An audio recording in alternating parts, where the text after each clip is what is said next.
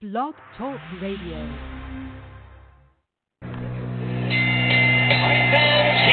we go with the main event of the evening. Ladies and gentlemen in attendance, boxing fans joining us around the world. It's time for the bout you've all been waiting for. Finally, it is showtime. Here, man, we dedicate our life to this sport. We do thousands of sit-ups in camp. We run hundreds of miles, for the ones that take it serious. And we just dedicate ourselves fully to our craft, man. We watch tape. We have attitude. We rooting, and we go into that fight and to land on the line.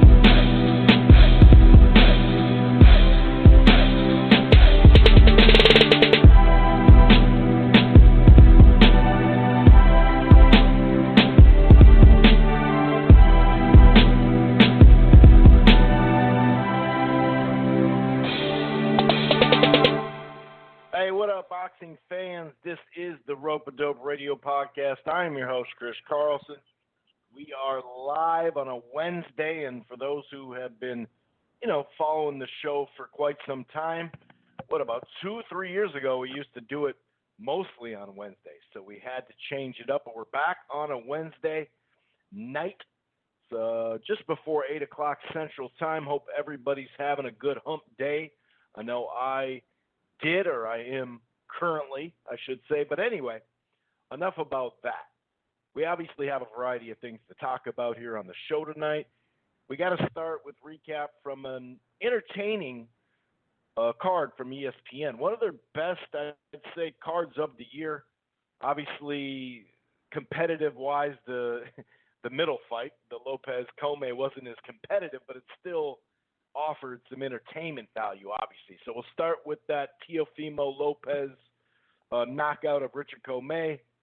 Michael Conlan picked up a UD as well, and Crawford had a little bit, I'm not going to say a scare, but he definitely got shook up and dropped. I know a lot of people are trying to go with his logic on there and say he didn't get dropped. Well, I shouldn't say a lot of people, some people.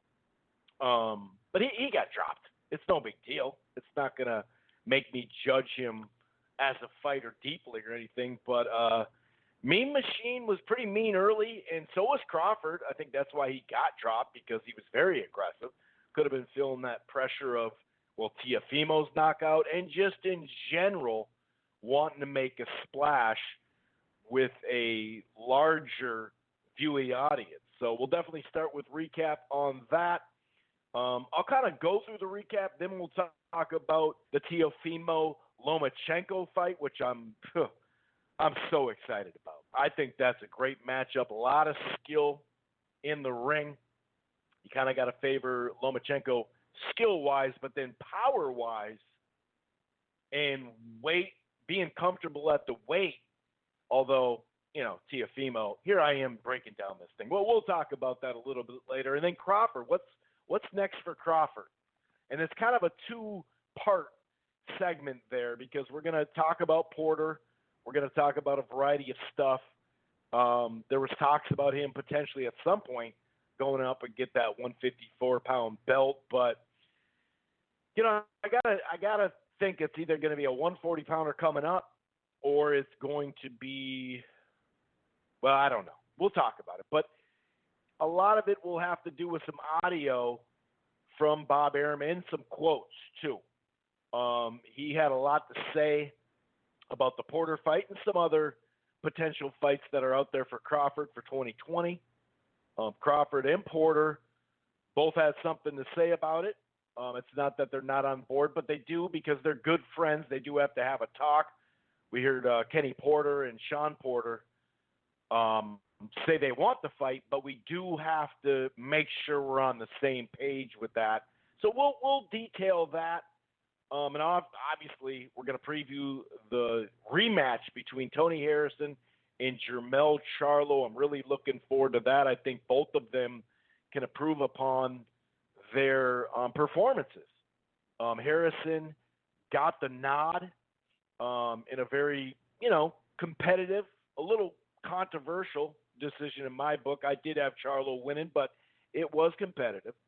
You didn't hear a ton of complaints out of my side. But the fact that Harrison made it the whole fight, didn't wear down and get stopped like he had previously against Hurd and against Willie Nelson, that's got to boost some confidence for him. And then Charlo, he can improve upon it because he doesn't have to go looking for the knockout or the one big shot. He could be busier. There are some things he could do differently as well. Unfortunately, that Rigondeaux-Sosa fight is not going to take place, so we're not going to break that one down. It's postponed due to visa issues for Sosa, so that's something that we've definitely ran into many a times, as boxing fans looking forward to a fight. Not like it was some kind of great matchup, but it had some interesting, it had a little interest there. That was going to be at 118, wasn't it? Anyway, we'll talk a little bit about that. And Danny Jacobs and Julio Cesar Chavez Jr. are fighting too. That fight is for sure on. We know that. So we're definitely going to preview and predict the weekend. There's a variety of new stuff. Like I said with the segment about Crawford, I do have audio and quotes for Bob Arum. And just in general with Bob, he's been talking a variety of things, whether it's about the Porter fight, whether about, some other fights. And, he was talking about Wilder Fury and the announcement they're going to have. Some people thought after the fight that fight is not a done deal, and some folks didn't even think it may happen next, Wilder and Fury 2. Pretty much seems like it's gonna now. I don't see why it wouldn't. But now people are like, when's the press conference? And he clued us in on some of that. So we're going to talk about that. And just in general, now that Al Haymon and Bob Arum did finally have a sit-down to talk about a variety of stuff, the basis is Wilder Fury, obviously. And he's starting to change his tune on that. We'll give you the quotes when it comes to that. And it's just like the Bob father would say, Bob Arum. Now it's the press are the ones with the fake news, and they don't know what they're talking about. Me and Al get along great. So it's kind of funny, but so we'll cover that. We'll cover Tyson Fury dumping Ben Davidson, his trainer. We'll talk about his replacement and what that could mean. Also, Canelo, speaking of dumping, he dumped the 175 WBO belt. We'll give you a little bit more info on that and what that means at 175. I think we all know what that means if you look at who's number one ranked in the WBO. But also, what it means for Canelo's next fight. The implications, anyway. Sorry, I had to pause there. I kind of got a cough going on. Last week it was all in my head. Now it's in my throat. Pause. So there's a variety of stuff going out there. Mikey Garcia, as reported the last two shows, fighting Jesse Vargas. They made it official today. Eddie Hearns had some other comments. A variety of comments. But he talked about a potential Charlo-Andrade fight. We'll talk a little bit about that. So there's a variety of items that we'll get to. Also, we got to talk about Timothy Bradley, and I'll say this: I really respect Timothy Bradley as a fighter. I know a lot of people don't like his style. When he got it on his jab, and when he would move a little laterally, when he would use more of his skills, he showed a little bit more versatility, especially at 147, whereas 140 he was more of a bulldog. I like Timothy Bradley a lot. I mean, the guy has the Hall of Fame resume.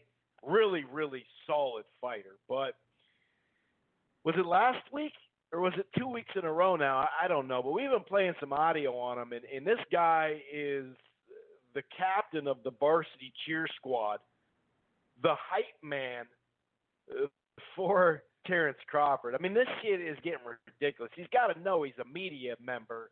And at some point, I don't know. We're also going to play you a clip that we played for you back a couple months ago when he was questioned about some PBC fights he could take And it's not ripping him at all that he didn't take the Khan fight instead of the Pacquiao fight and go sign with Top Rank. Obviously, you're going to go do that.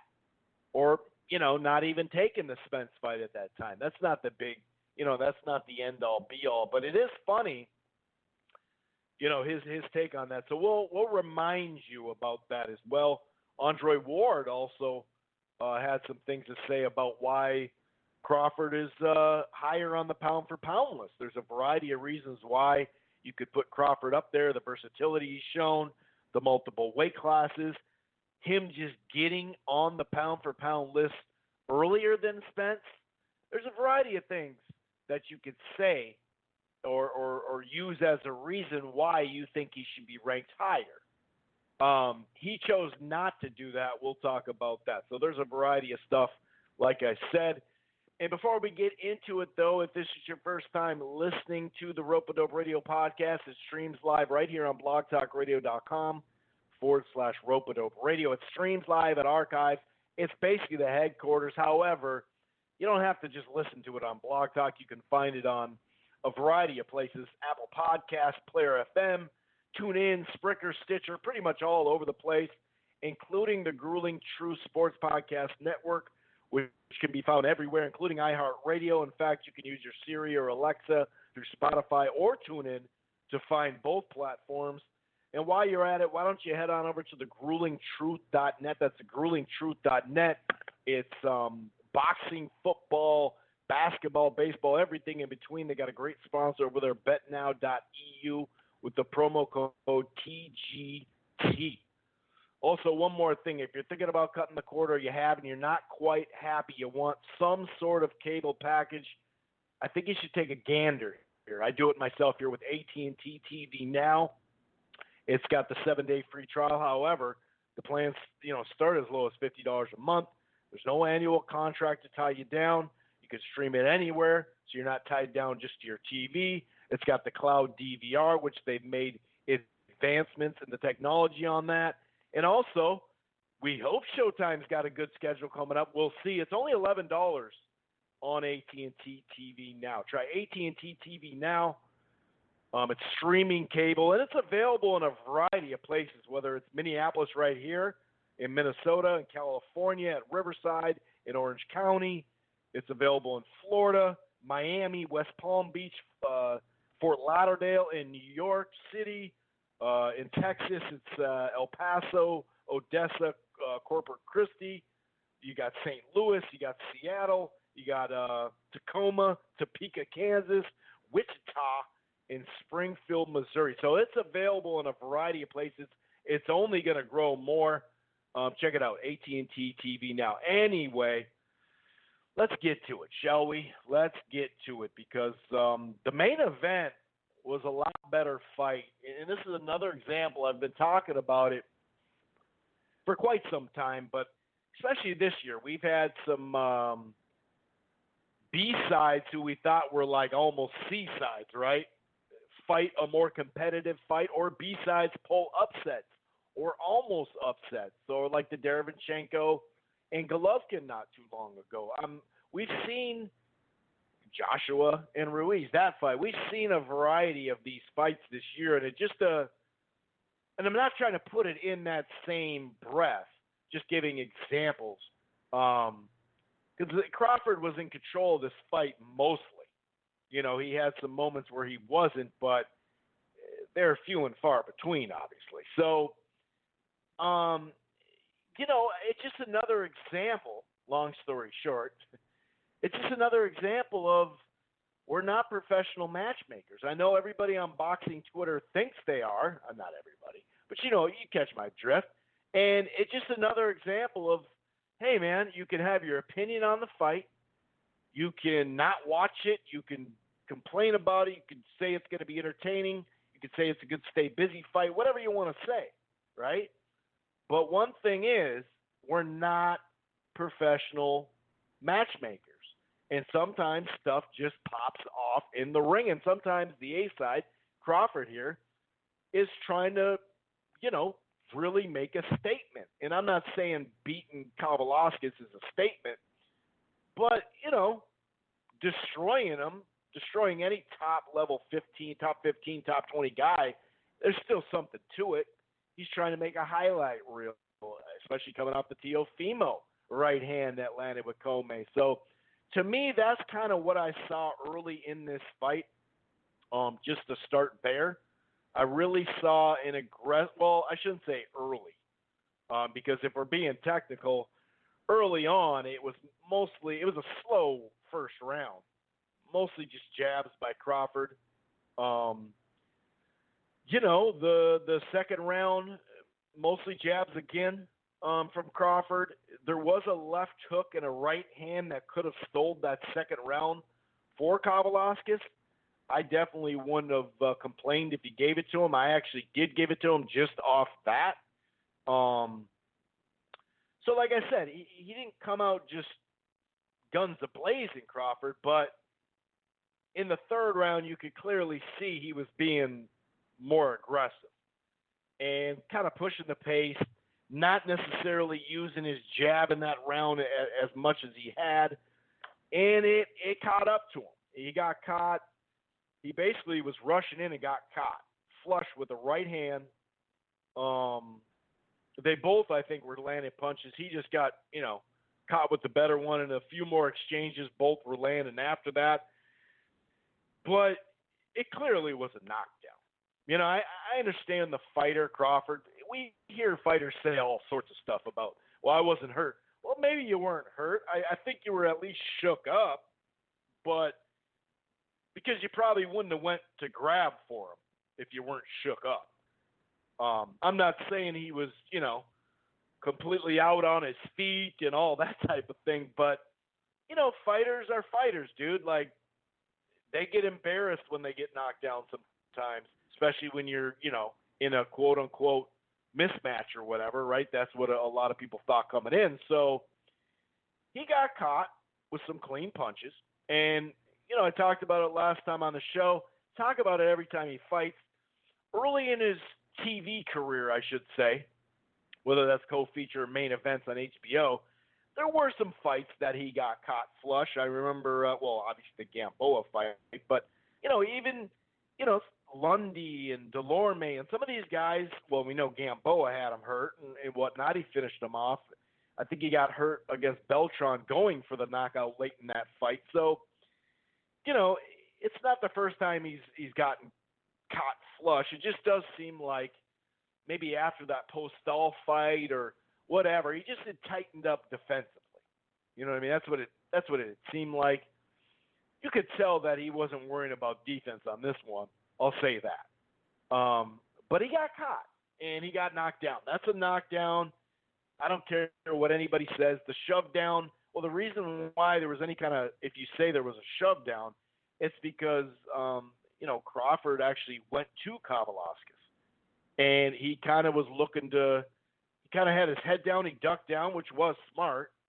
And he was trying to grab his waist a little bit, trying to burn a little time, which I'm not ripping him for that. But this whole push down thing, he got knocked down. And we've seen guys stumble or trip or somebody step on a foot and slip or whatever the case may be. And we've seen, guys not get a knockdown because the ref just missed it. So it's not a big deal, but, that's a knockdown. It's no big deal. I've just seen so many people on Twitter, trying to defend that. It's like, dude, just because Crawford told you it's not a knockdown doesn't mean it's not a knockdown. I mean, who cares? It's a knockdown. People get knocked down. It's really not that big of a deal. Sure, it was shocking at the moment, and you're thinking, is he hurt? Kind of looks like he's just shook up a little bit, but I wouldn't say he was hurt by any stretch. But it was a knockdown. No big deal, though. Like I said, I just seen that going around on boxing Twitter so much, and a lot of it is just, of course, defending their guy more than just taking a look at what happened in the ring. However, you could tell he wasn't hurt because, he started going back at him. And look at that fourth round, once again, he was kind of, coming on in there. and he was getting caught. He was getting caught. Period. And I think did I say it was an overhand right? Pretty sure it was an overhand right. Kind of a sneaky overhand right at that. So, but there was a couple more exchanges in the fourth round. You could have gave it to either guy, maybe Kovalevskis at that point. I don't know. There was just some, nice shots basically. But after that, it was pretty much done. Crawford took over and, did his job. He came out behind his jab. You could tell he had his high guard more.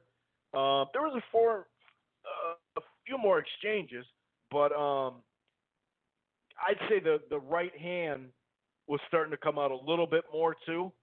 In that fourth round, what made it close, I forgot to say this, I think the best shot may have been a right hand from Kovalevskis. But like I said, after that, he was starting to pick up the pace. He was, like I said, had the high guard, started landing like combinations, and to me, he was just taking over. Sure, you had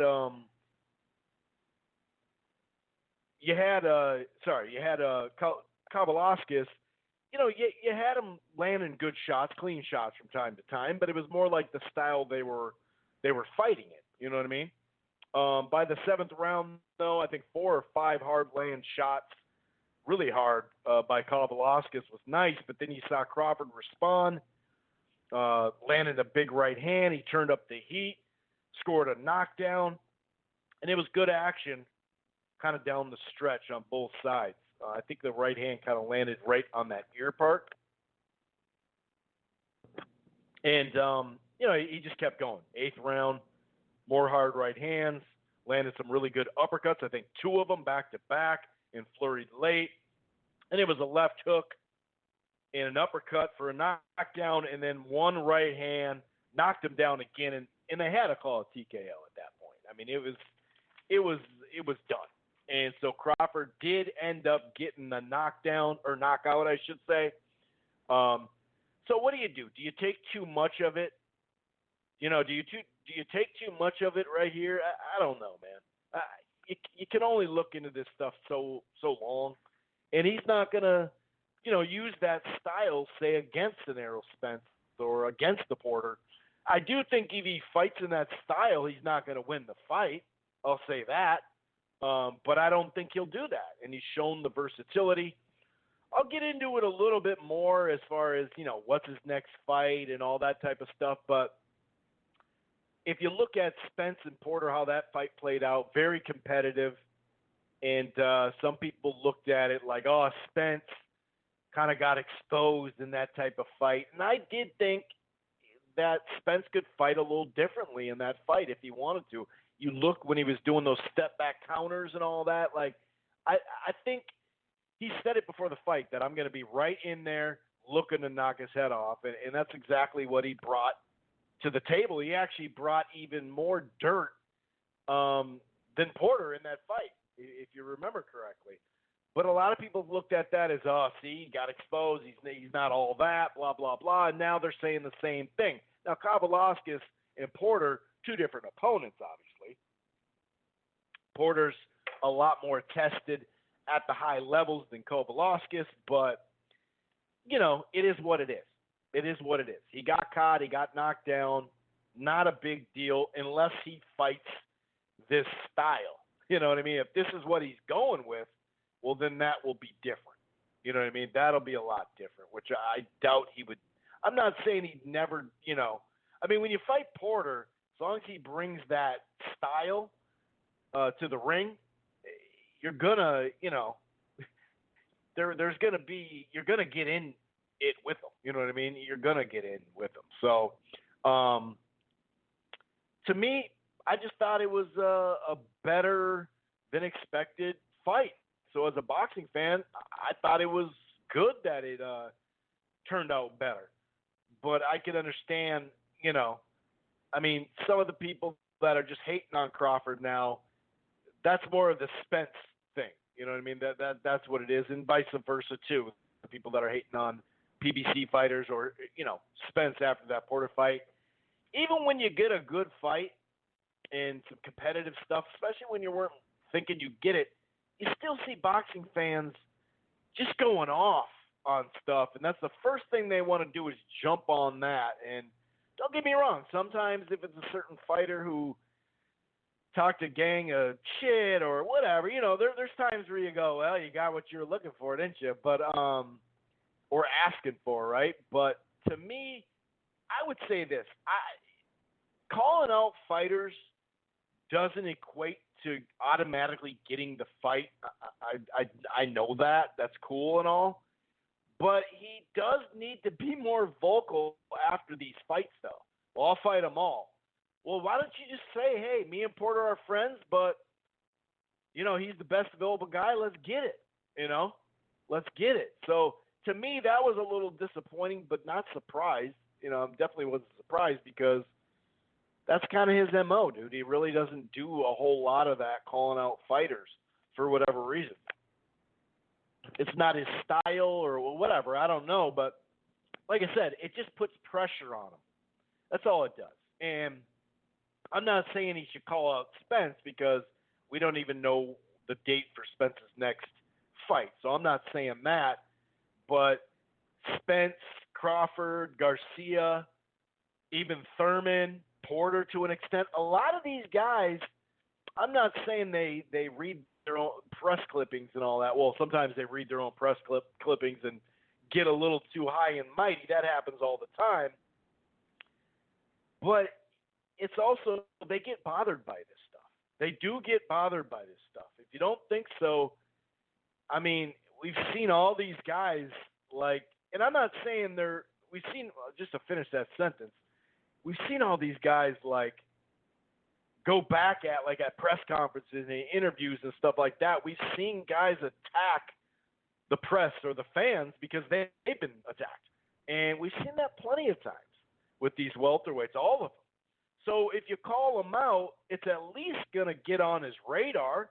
I'm not saying these guys, all they do is check the internet, but it gets back to them is my point. And so I guess that would probably be the only disappointing part is Bud didn't really have – he claims to say he wants all these dudes, but then he never calls these guys out straight up. When he has a large audience staring him right in the face, it's kind of like, why don't you just add that in there? It doesn't mean you have to sit there and shit talk them in front of everybody or make fun of their mom or something. You don't have to get brutal or nothing like that, but you can just say, hey, I'm trying to fight you. I mean, remember what Spence said to Porter. He said, hey, Sean, I love your daddy and all that because they have that relationship, from the amateur boxing system, but it's time to fight. We're trying to unify. So you could even make it funny. I'm not saying you got to be up there, this roughneck dude who's, I'm going to take everything out and, forget our friendship. I'm going to kill him. And, nothing like that, dude. But you can say something, just say, hey, I want it. These are the guys I want. You ask me who I want, that's who I want, and that's how it is. Now, obviously, it's a lot more, if you're saying that to Bob, that's a lot more direct, a lot more, constructive. But that's just how it goes. You do have to do some of that. So I'd say that was probably the only kind of I sure wish he would have done that. But anyway, like I said, as far as his next opponent, whether it comes from the 140-pounders moving up, whether it comes from Porter or somebody else, or whether it is, I doubt it's going up to 54, but he may go up to 54 for a fight and come right back down. We'll talk about it. Like I said, I have the segment we'll talk about along with Bob Arum quotes and all that and some audio and whatnot. But on to the other fights, though. Teofimo Lopez and Richard Commeny was a fight that I was really looking forward to for a variety of reasons. And it just goes to show you're only as good to the public as your last fight, right? But when it comes down to what actually happens in the ring, sometimes you can get lost in what happened to the last fight. I mean, look at Jose Ramirez. he fought a really competitive fight earlier this year. And not to say the Hooker fight wasn't competitive, because it was, but, I mean, look at how he, performed in that fight compared to that other one. Fighters get up for certain fights, yada, yada, yada. Either way, it doesn't matter. Teofimo put the explanation point, as he did last year in a highlight reel knockout, this one was against a really legit opponent. I did give Commeny the first round. Not that it really matters, but I did give him the first round. I thought his jab and his right hand was enough. There was a couple of counters that Teofimo Lopez got in there, but I thought the jab and the right hand were enough to give Commeny that opening round. But as we know, as it turns out, that really doesn't matter, right? That doesn't matter one bit, because Teofimo, in an exchange, landed a beautiful right hand on the button, right on the chin, right on the nose chin area. And Commeny was really hurt. And right when he landed, I said, oh, my God, that's the Easter Jr. fight. And I actually saw that maybe yesterday out on the internet. I saw some people putting that clip and lined it up with Easter Jr. landing that right hand in that exchange. And he got froze and almost went down, managed to get back up. And this one, he went right down. His legs were gone. He was clearly hurt. The fight could have been stopped for sure right there, but it didn't take much after a flurry. Lopez gets the TKO, which really is kind of a KO. I mean, it is a knockout on his record, but I mean, that was a brutal punch he landed. Just a brutal punch. Great timing. And that's the difference. Teofimo has that crazy power with the accuracy. He was kind of taking his time. He was landing some counters and then just walloped him, dude. That was a nice punch, and that's what Teofimo brings. Now, he brings a lot to the table. Most of it's positive. Some of it is negative. He's got some family issues with his pops. They have some internal stuff going on. His pops runs around like, he has Muhammad Ali as a son, talking about he's going to devour everyone. Well, they did their job here, I'll tell you that. So it's one thing to think about when it comes to Teofimo in the future, not just the Lomachenko fight, but in general. Can they remain focused in that camp all the way? That is going to be something that'll be really interesting to see.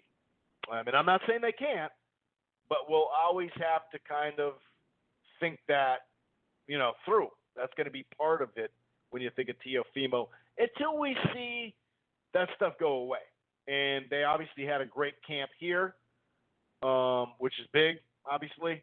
So, we'll see where that goes. But obviously, we'll talk a little bit about that Lomachenko fight. We might as well just get into that right now because actually, let me just talk about that Conlan Nikitin fight. And this was a little bit more competitive, I thought, than the scorecards read.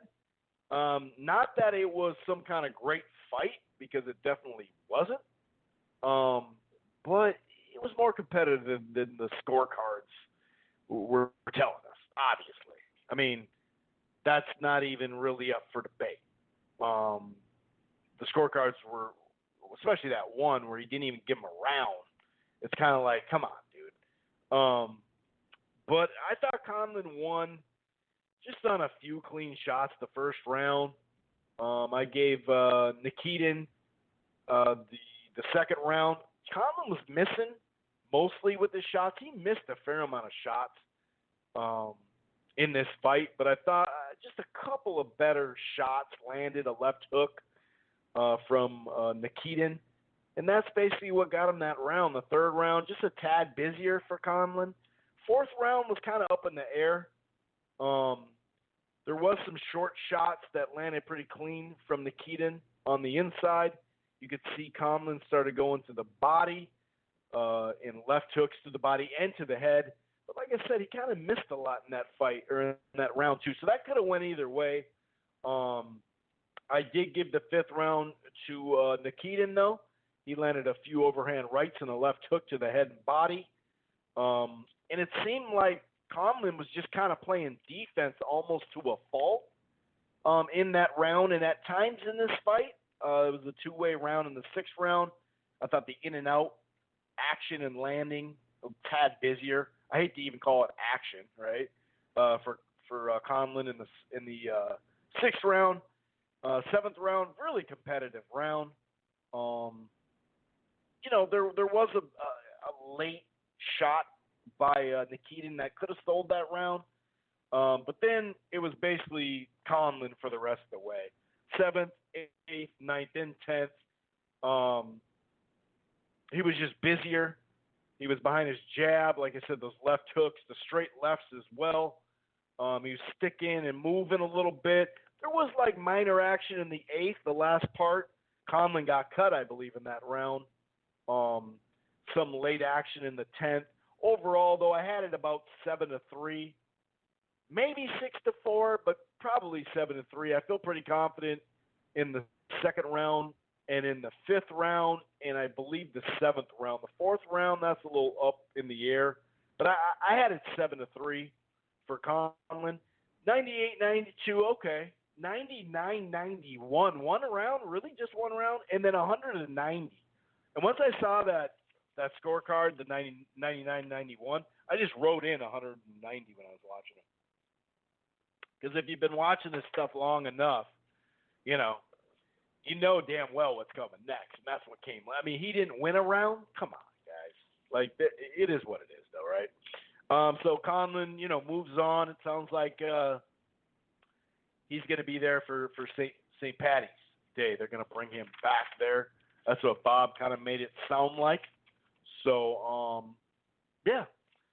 You did have Virgil Ortiz kind of have a little minor weight hiccup, which is not a great sign. I hope that's just kind of – he did talk about how the hotel scale was off and all that, but that's part of it, dude. You either bring your own scale that's – maybe he did have his own scale and it was just off or something like that. I don't know.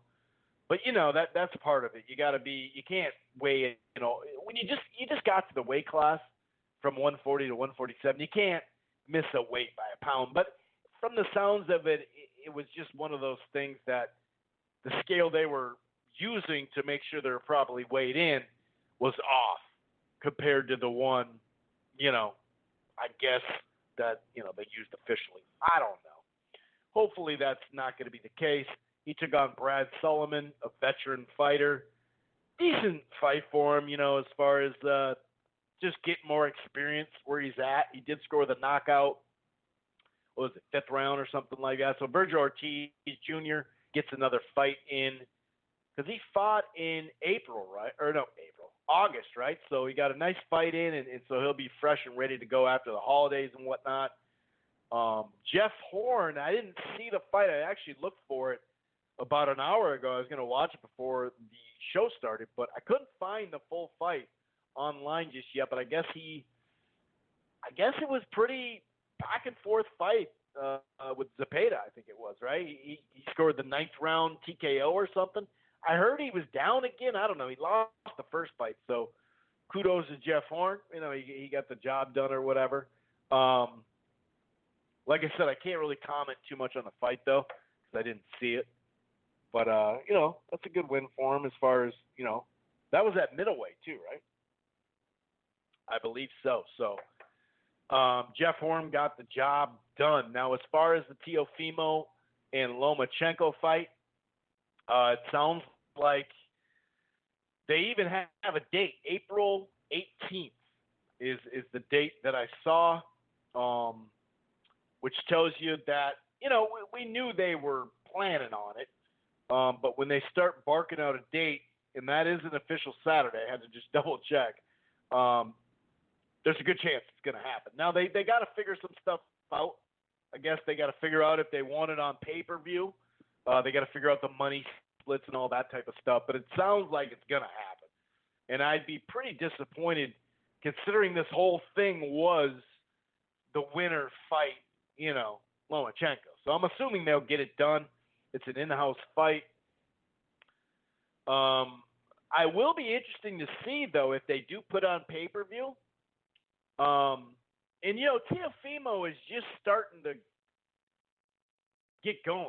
And Commeny was a legitimate opponent. And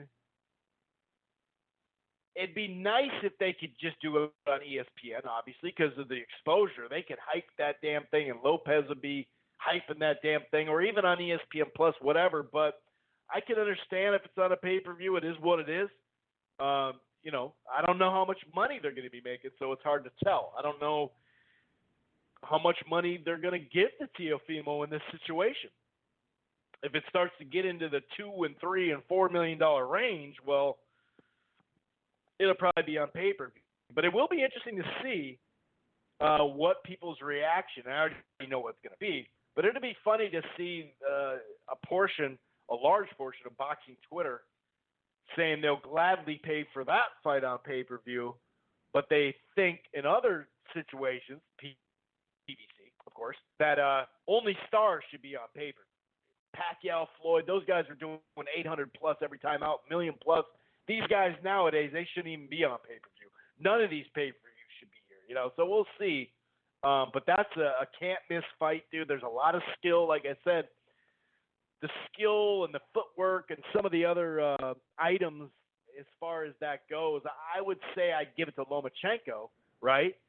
But then you look at power, and he has accuracy, Teofimo, too. That power is clearly Teofimo. It's not even close, but that's not to say Lomachenko doesn't have power, but we know at 35, this is his top-out weight. I can understand why they never went to 140 or even wanted to do a catchweight with Pacquiao because, his dad is right. We've seen enough of it now at 35 that this is his top weight. It does seem like that. So we'll see, man. I'm really excited. I'm not going to predict it and have some deep preview on it, but because I want to make sure it happens, obviously, too. But we'll save it then. But, dude, there are some fights that are being lined up or are already on the schedule that have me really excited early on next year. Obviously, Wilder and Fury, the rematch stands out. I'm really looking forward to Ramirez and Postol, to be honest with you. That Diaz and Farmer fight. There's a handful of fights that I'm looking forward to that's already on the schedule officially. So, but kudos to Teofimo Lopez, dude.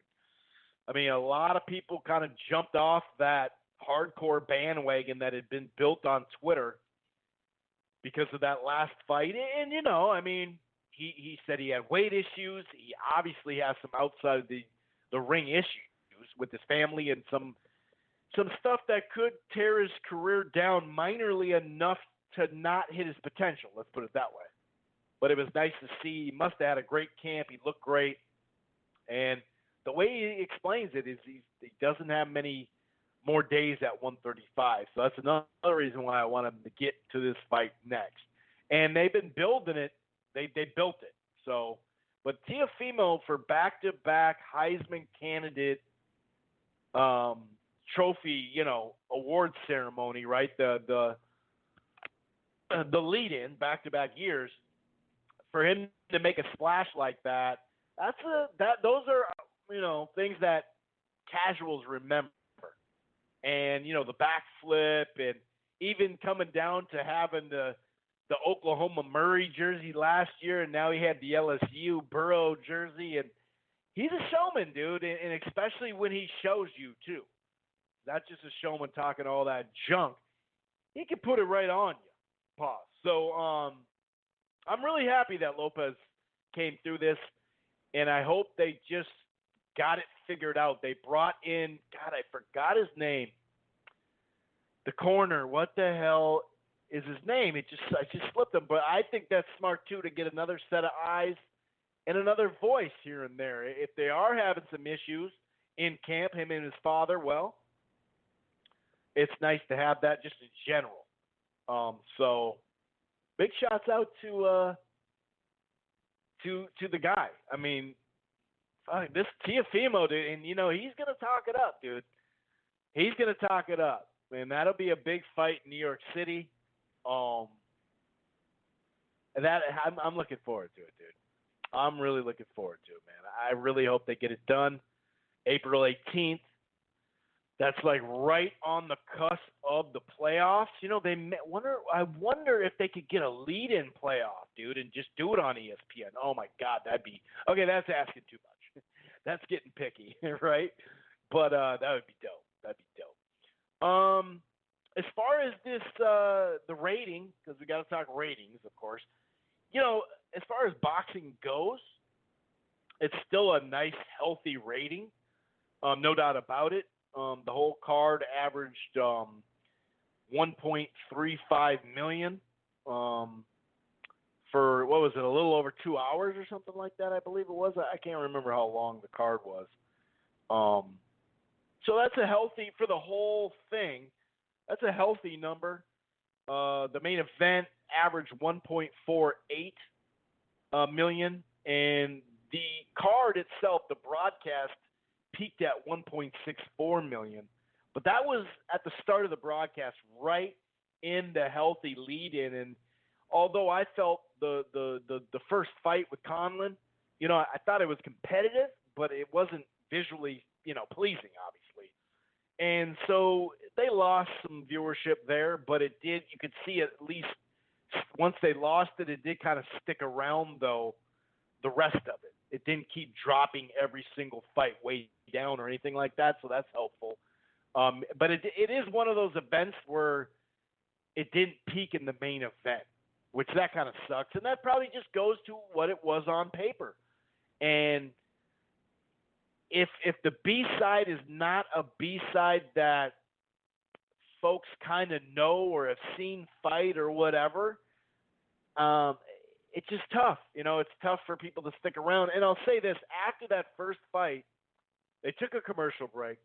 Then they came back and did the Teofimo Lopez interview stuff and, shoulder programming. I'm not saying they shouldn't do this, but then they took another break and then came back and did Commeny, the shoulder programming. Then they took another break and then they got the fight going. So there was kind of a longer break there.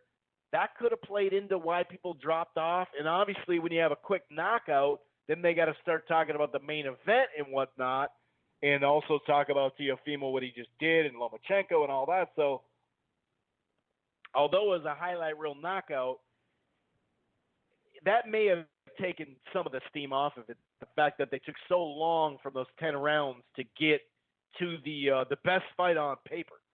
But either way, it's still good. I'll say this.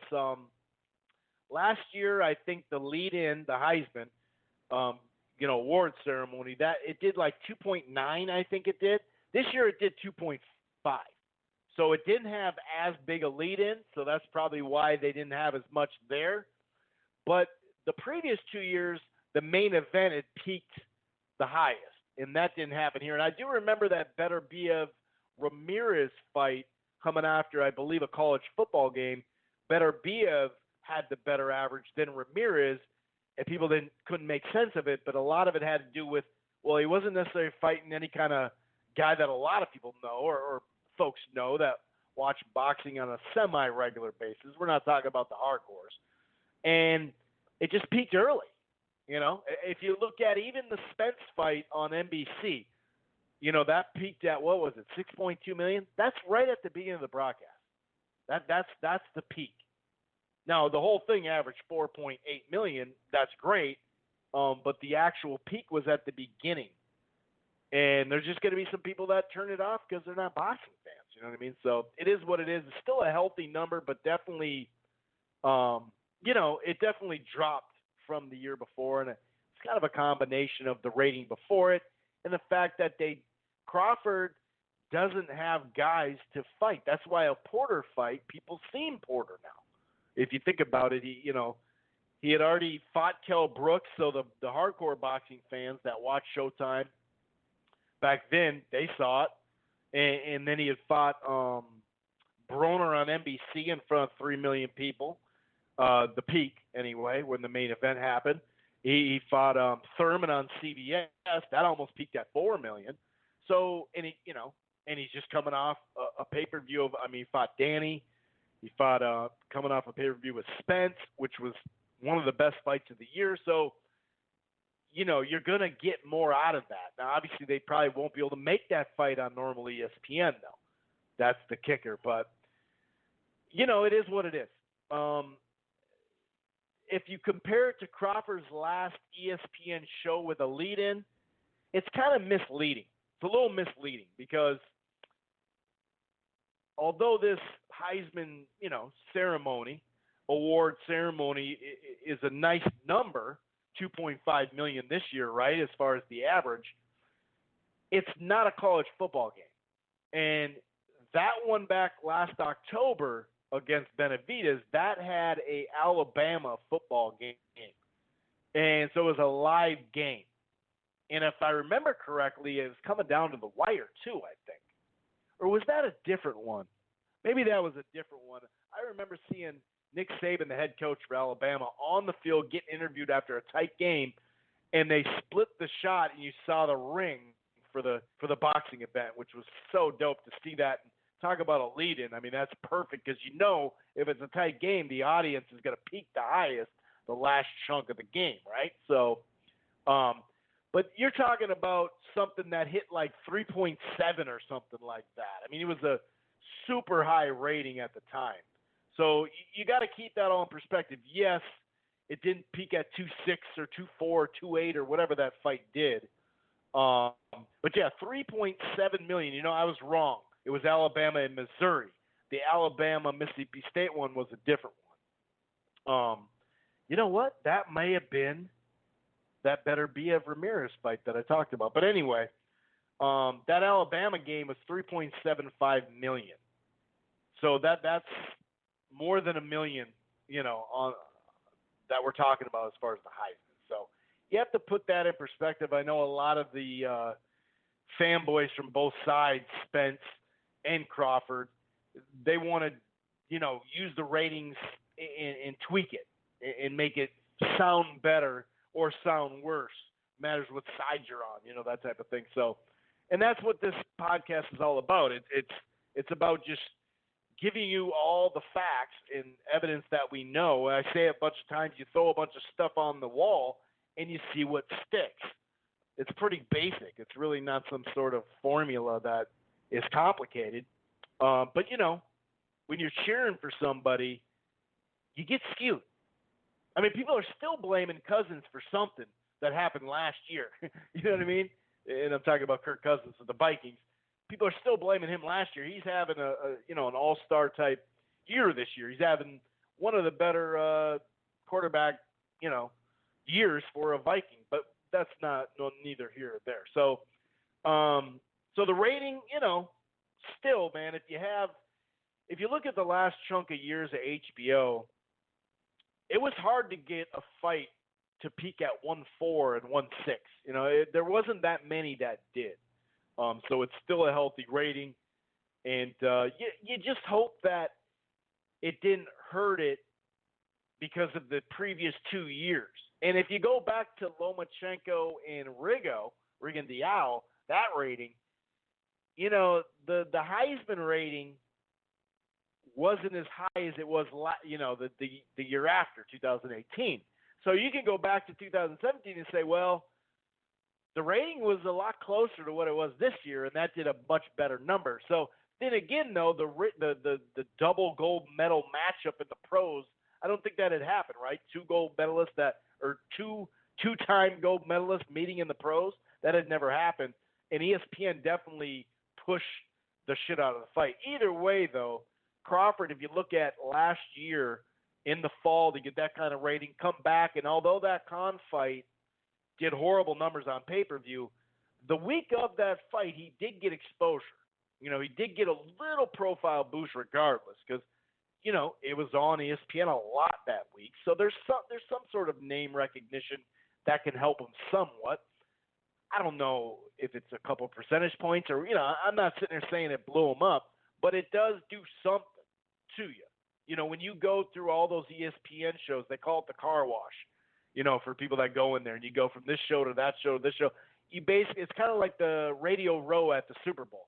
Not to that extent, obviously, at the Super Bowl, but you go, to 4 or 5 different shows and you just do interviews and that type of stuff. If you haven't really been on them for many fights, that does help you to the casual fan.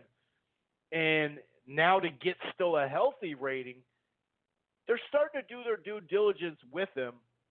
Now they got to do their due diligence with opponents. And that's a perfect segue because Bob had a variety of things to say about a fight with Sean Porter. And, it's pretty – it's definitely doable, do we want to get our hopes up just yet? No. You can't do that. You don't want to do that because we can just get smacked with this stuff, And the thing with – Bob Arum and Eddie Hearn talk the most out of promoters, right? They're the most popular. As far as promoters goes, those are the top 2 promoters. Because remember, Al Haymon's like a packager, right? He's a manager, advisor. He packages all this network stuff. And, at the end of the day, he's a promoter, but whatever, But he doesn't do interviews. So Eddie Hearn and Bob Arum, they really do a ton of interviews. And, thankfully, they do because we do get a lot of information out of it.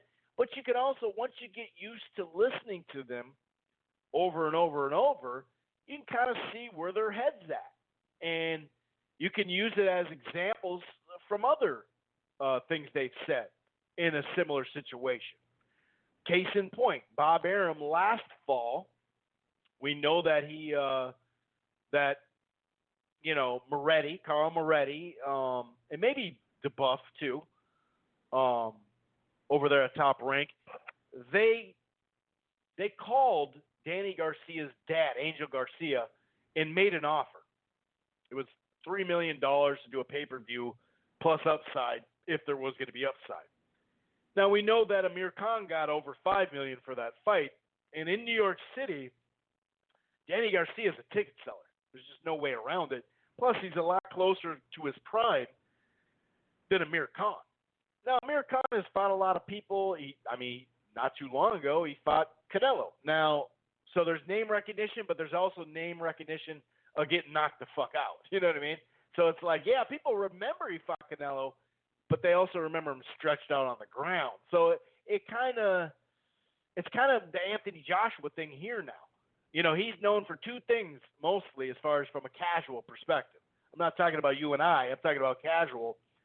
He's known for getting beat by a guy who looks like a plumber and then fighting an outside style that many casual fans don't like. So he has name recognition in the States now, but what is it for?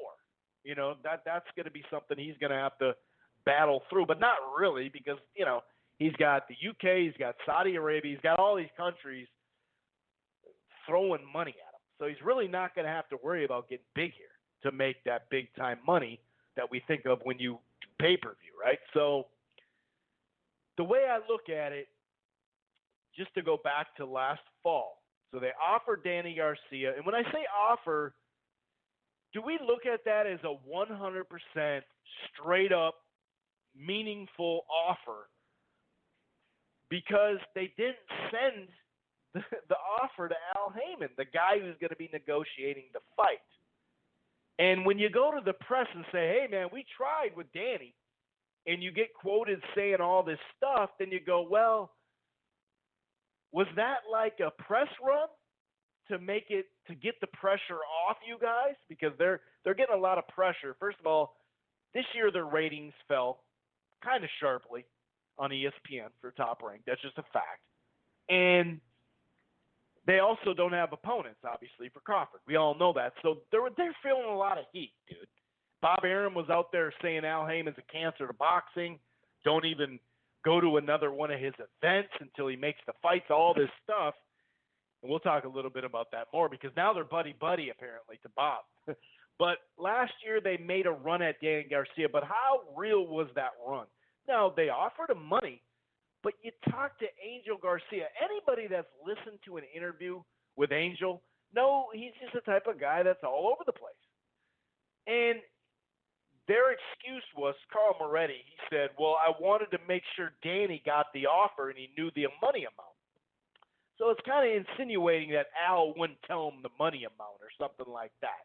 Whatever the case is, you could have called Angel and said, I just sent this offer to Al. I just wanted to make sure you knew about it too.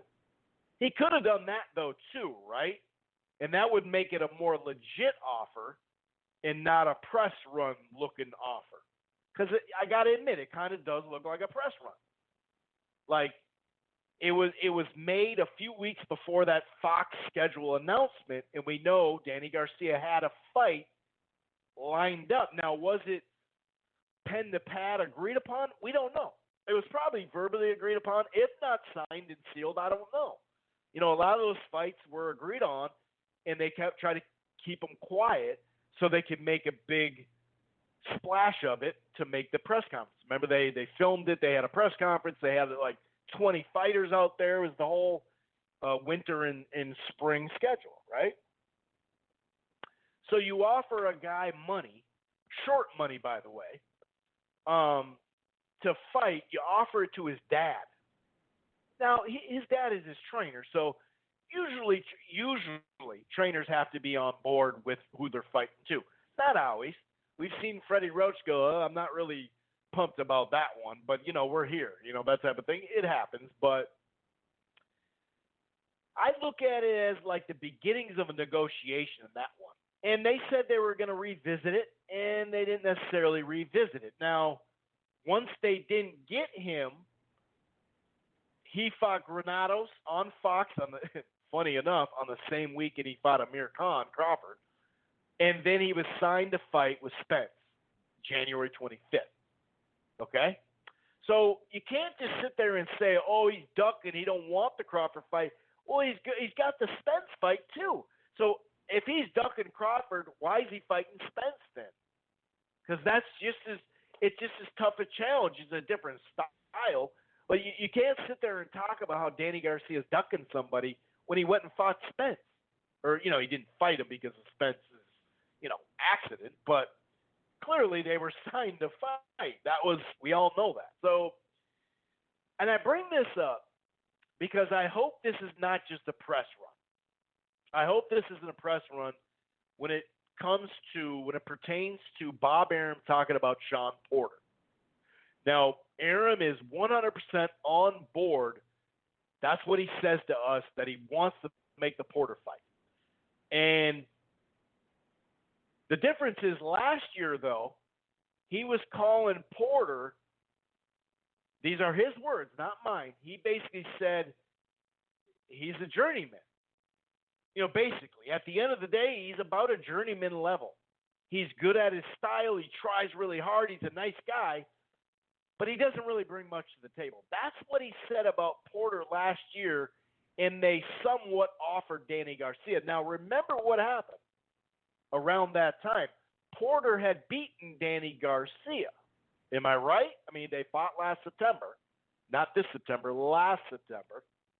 And so they offered the loser. Now, I don't look at that as a bad thing because Danny Garcia puts butts in the seats in New York City. There's no denying that. The gates tell you that. But, so I was cool with that fight. But now this year, it's different. Now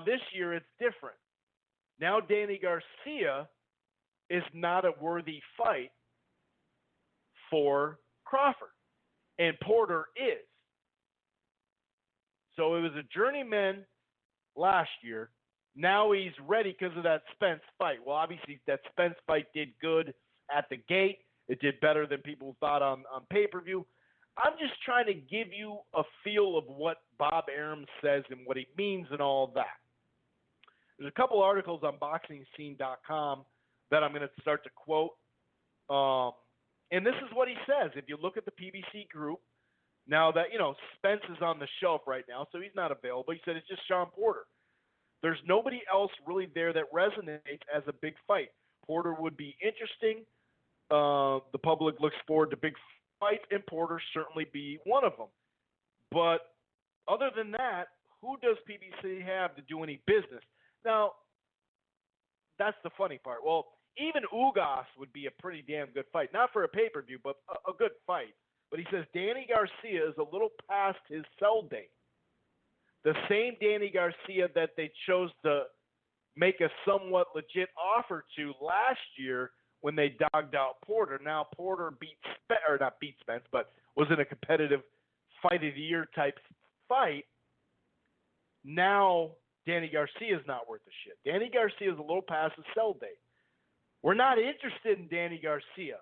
That's a license to lose money. That fight makes no sense. It's not economically feasible.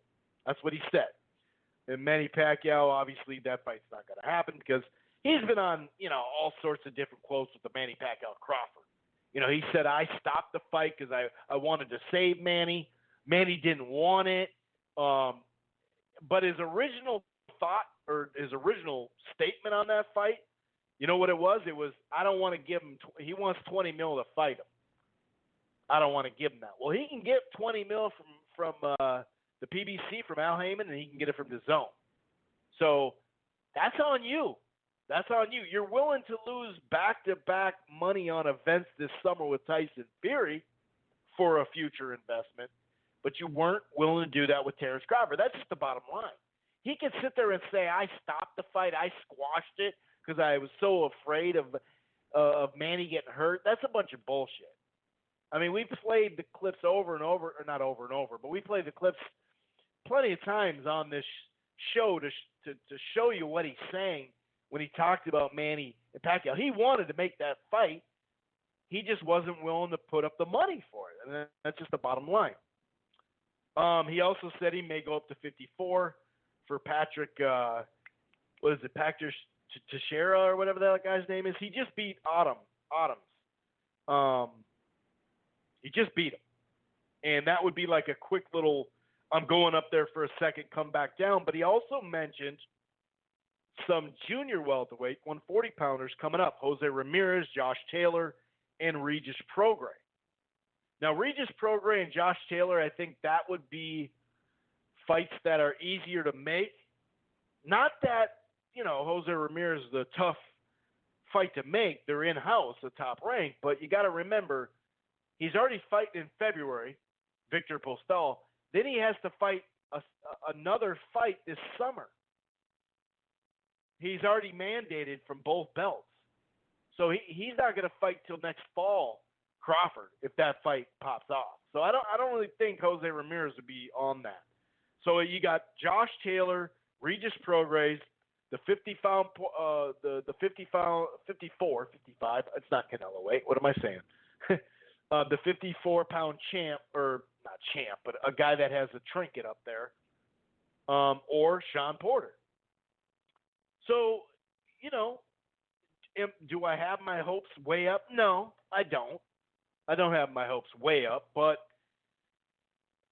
this is where Terrence Bud Crawford comes in. Now, I don't blame fighters for this business stuff a lot of the times, because a lot of times it's not them, let's be honest. However, in this fight, Bob said he's on board a bunch of times. Now, is he on board? Is he really selling it for a press run like he did Danny Garcia last? I don't know.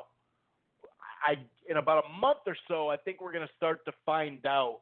And we'll definitely, whatever opponent is next for Crawford, then we'll know. It was either Bob.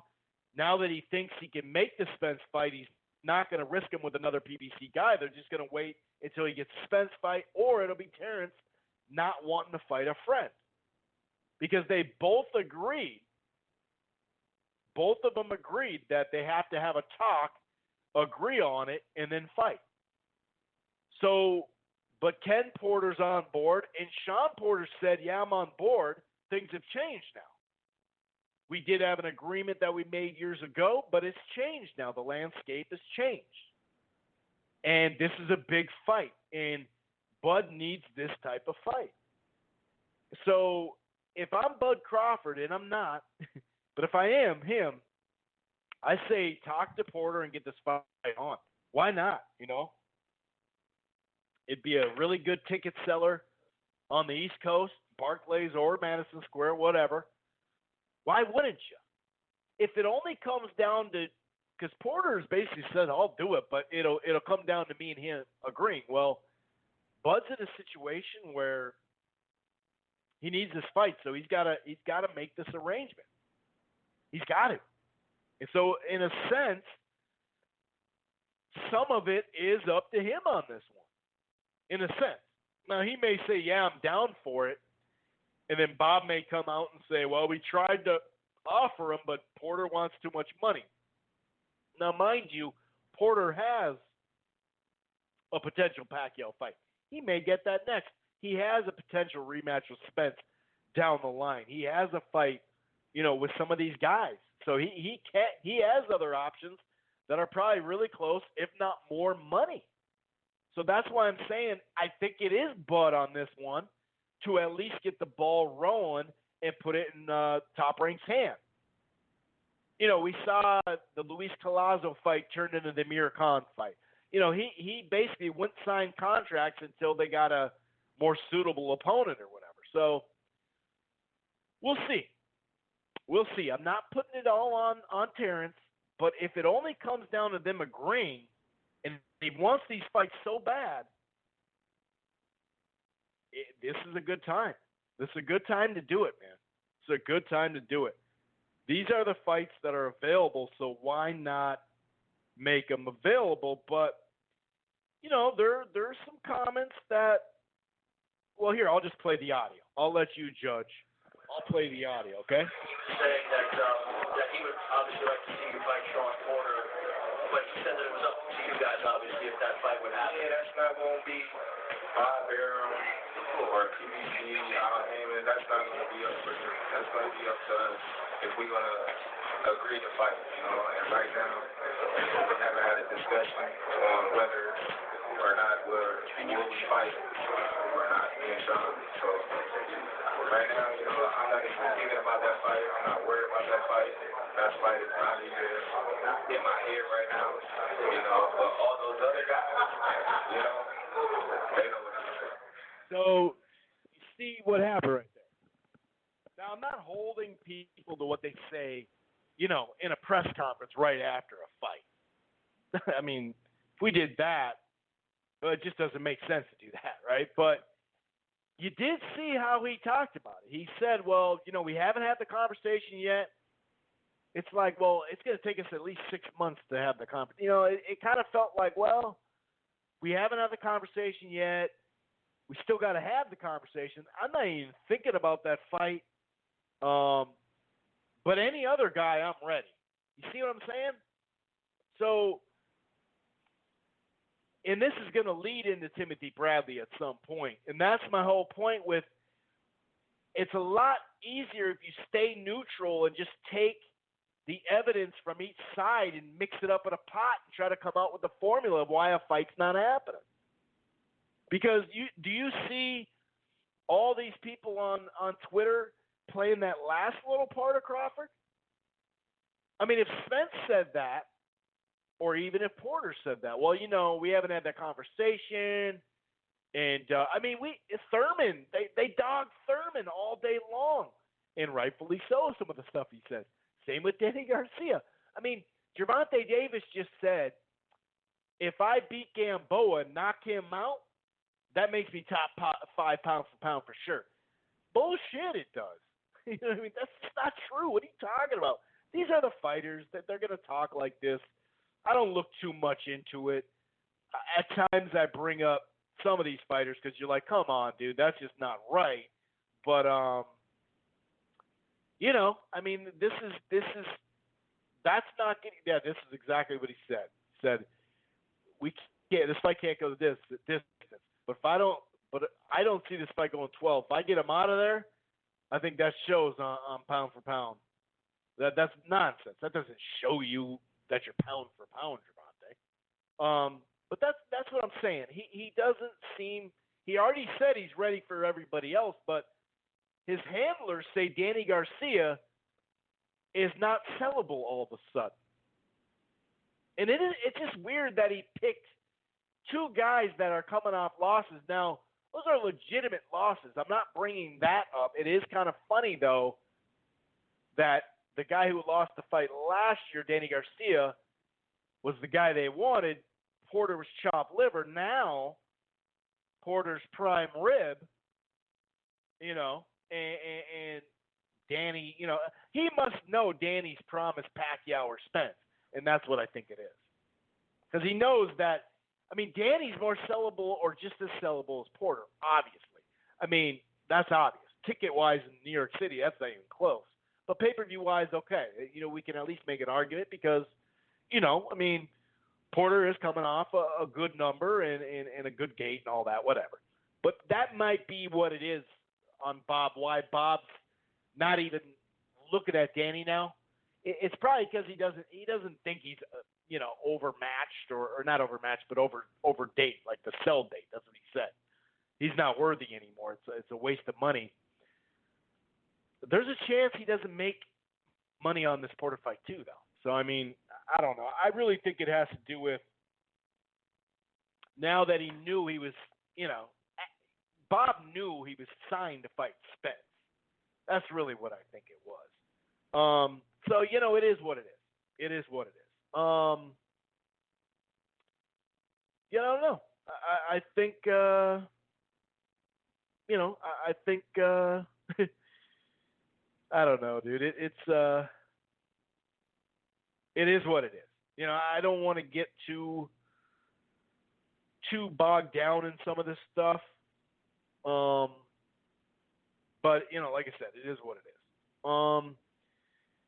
But just to kind of correlate to some more Bob Arum stuff, since we're on Arum, and like I said, I'm not trying to rip Arum. He's giving us quotes and audio, and we're just going over them because you can really feel like what is on his mind. And like I said, we'll really know what is on his handlers, Crawford, Bob Arum, and company. We'll know what their motive is, what their motivation is. Do they want to just get the Spence unbeaten and get that big fight so they could really rise up, be undefeated, and beat such a blossoming name like Spence? Or are they trying to get him bigger now and let's fight Porter because of that? Are they sick of losing money on his events? We're going to find out. We're going to find out because there's really no good reason. The only good reason would be is if Porter is getting Pacquiao in April or March, And that is kind of weird too because they probably don't want to do a late February pay-per-view and do one in March. And they found that little March date right before the tournament started last year for Spence and Garcia. But that date's not there any longer because the February 22nd kind of kills that, I think. And they're not going to do a pay-per-view right in the middle of it. So then they start to look at April. Okay, we need Pacquiao on pay-per-view in April. Okay, well, what's up with that Lomachenko fight? Are they both going to do pay-per-views that? I don't know. But we'll see.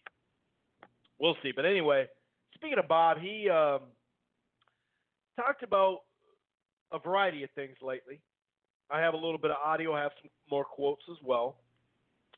Two things, Tyson Fury and Wilder, and when are you going to announce the fight? A lot of people are like, what in the hell's going on? If it's done, it should be done. Let's get the press conference rolling. It doesn't sound like they're going to have any kind of, 5 or 6 city press conference tour. But I wouldn't doubt if they still do UK and New York or whatever, LA, the top 3 or whatever. It all kind of matters, though, how they do it, how they announce it. And so I'm not going to jump the gun on saying, man, they're fucking this up I've heard a variety of podcasts. One is the former HBO marketing person saying, when are they going to, what the hell's going on? They're already dropping the ball, you know, and I'm saying, well, they may be dropping the ball right now. We don't know. What do they have in store? So we're going to talk a little bit about that because he did have an interview when it comes to that, did Bob Arum. So that'll be one of the topics that we talk about. But also, you know, like he's talking about how him and Al, because of this Wilder and Fury fight, they have a great connection now. It's great. It's all great. I don't know. And it's funny because he's like, now he's blaming the media for, like, I guess the fake news. Like, they can interpret it any way they want. You know, they can spin a story all they want. But me and Al get along, dude. I don't know what you guys are talking about. Meanwhile, we know that he said he's the cancer of the sport. Does he even exist? He said all sorts of shit.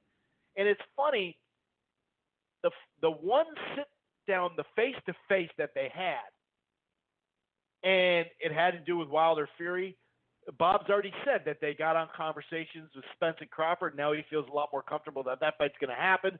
In other fights, and they're, you know, it's just funny, like, huh. So one sit-down with Al, and now you're loving it. It's just, why didn't you have that sit-down before? And we all know why. It is what it is. And don't get me wrong, the PBC platform, they want their fighters to be on that platform. And if Bob, I've said it all this time, it's not me, it's what's the truth. If Bob had that stable, he'd be doing the same fucking thing. You got to come to me. We're not going to meet anywhere halfway in between. But anyway, as far as what he said about the announcement, like, where's the announcement, what's going on? And I can understand people starting to be like, hey, man, you know, where is the announcement? That's a good call. Like, where the hell is the announcement? And you know, it's just February 22nd. But, you know, if we've had all these great things to say about Fox and sometimes ESPN, right, promoting boxing and giving exposure and hyping fighters, whatever the case may be. And we've seen, like, through the gate and the pay-per-view that Fox has definitely bumped that up. You know, there's just no way around it. But, you know, I'm going to give them the benefit of the doubt, I guess is what I'm saying. I'm going to give them the benefit of the doubt on this one. Because I do think that you have ESPN, you have Fox. I'll just let him say it, okay? So this is Bob Arum talking about when is the fight going to get, you know, announced, which is everybody's asking about. Yeah, guys, you know, Bob, Bob, we're expecting the formal announcement of Tyson Fury's rematch with Deontay Wilder in the next 2 days, I'm assuming. Well, it's going to be like everything else with Tyson Fury and also Deontay. Everything's going to be spectacular. This is not going to be announcements like the normal type announcements. This is going to be really like a circus. I mean, this promotion is going to be, I think, one of the greatest promotions, if not the greatest, in the history of boxing. So a lot of stuff is being planned. When the announcement will be, it'll be special, how it's going to be done, where it's going to be done. I'm not going to reveal it because they'll slit my throat if I do. I have to keep it under wraps. But, you know, with ESPN and Fox, 2 major networks combining, and, you know, they're great idea guys, and they're terrific, the way they promote products. You're going to see something really special because, you know, we have all of these, you know, in the States, football, our football, not yours, is the major sport, and so Fox and ESPN both have significant football games coming up. ESPN has the college playoffs and the national championship. Fox has the NFC, National Football Conference playoffs, and the Super Bowl. So the American public will be seeing a lot of Tyson Fury and Deontay Wilder. So that's the whole thing. Like, I'm not going to sit there and jump down their throat off of this. I just can't right now because I got to see the rollout. You know what I mean? I got to see the rollout. So, and remember, the things he just listed, you know, the conference, it's basically the college football playoff is semifinals. You have 4 teams, 1 against 4, 2 against 3. So those are 2 separate games. That's on the 28th. Okay, that's on the 28th. So next Saturday. Not this Saturday, next Saturday, right? The one in Georgia, in Atlanta, is actually during the day, the night, the same day as Gervonta's fight later that night, which is clutch because that would suck if you had to go in the same city, head up, you know, as they fill up that huge stadium.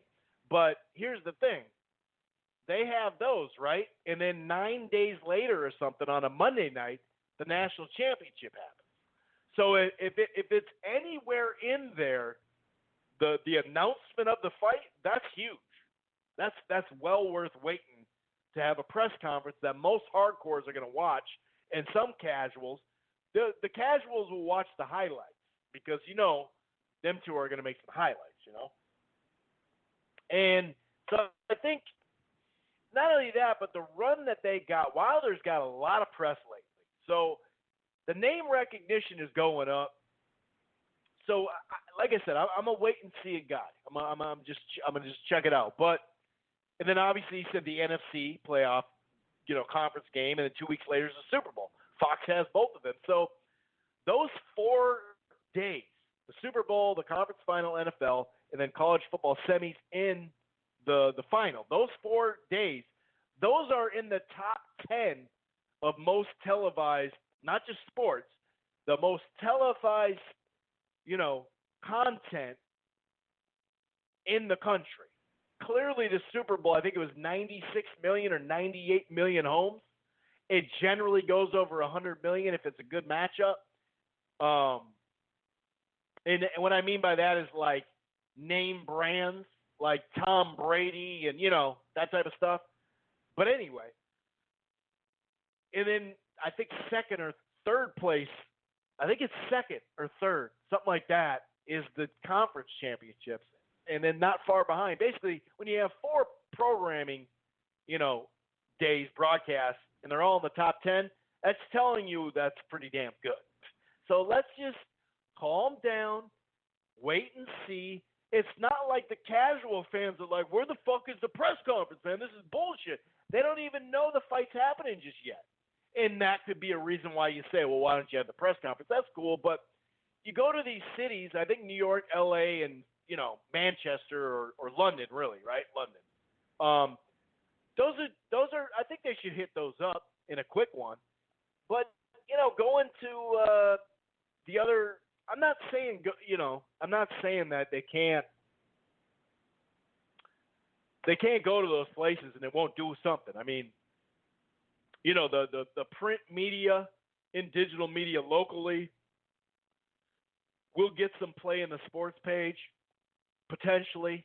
You know, with those Mayweather and Canelo and Mayweather and McGregor, remember, they had their bottom line. They were going to kill on those events. They already knew it. So there's more money in the budget there, too. But I'm just saying that the quick turnaround thing, and remember, maybe they had some press conferences planned more earlier, but remember, Wilder was supposed to start or fight earlier in November. He had to push it back a little bit in November because of Canelo pushback. So, but just as it goes to 2020 and beyond with Arum and Al Haymon, we've always said if they could just make a couple of fights a year, it would put a big dent in things. It really would. And, you know, I'm not getting my hopes up just yet.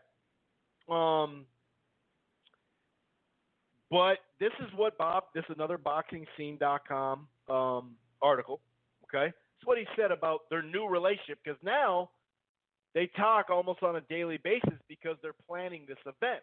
And so it's really opened up their arrangements, so to speak.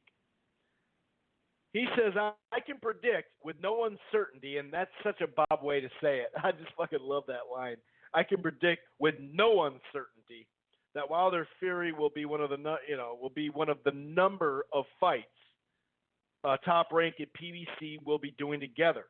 Some on ESPN, some on Fox, others on pay-per-view.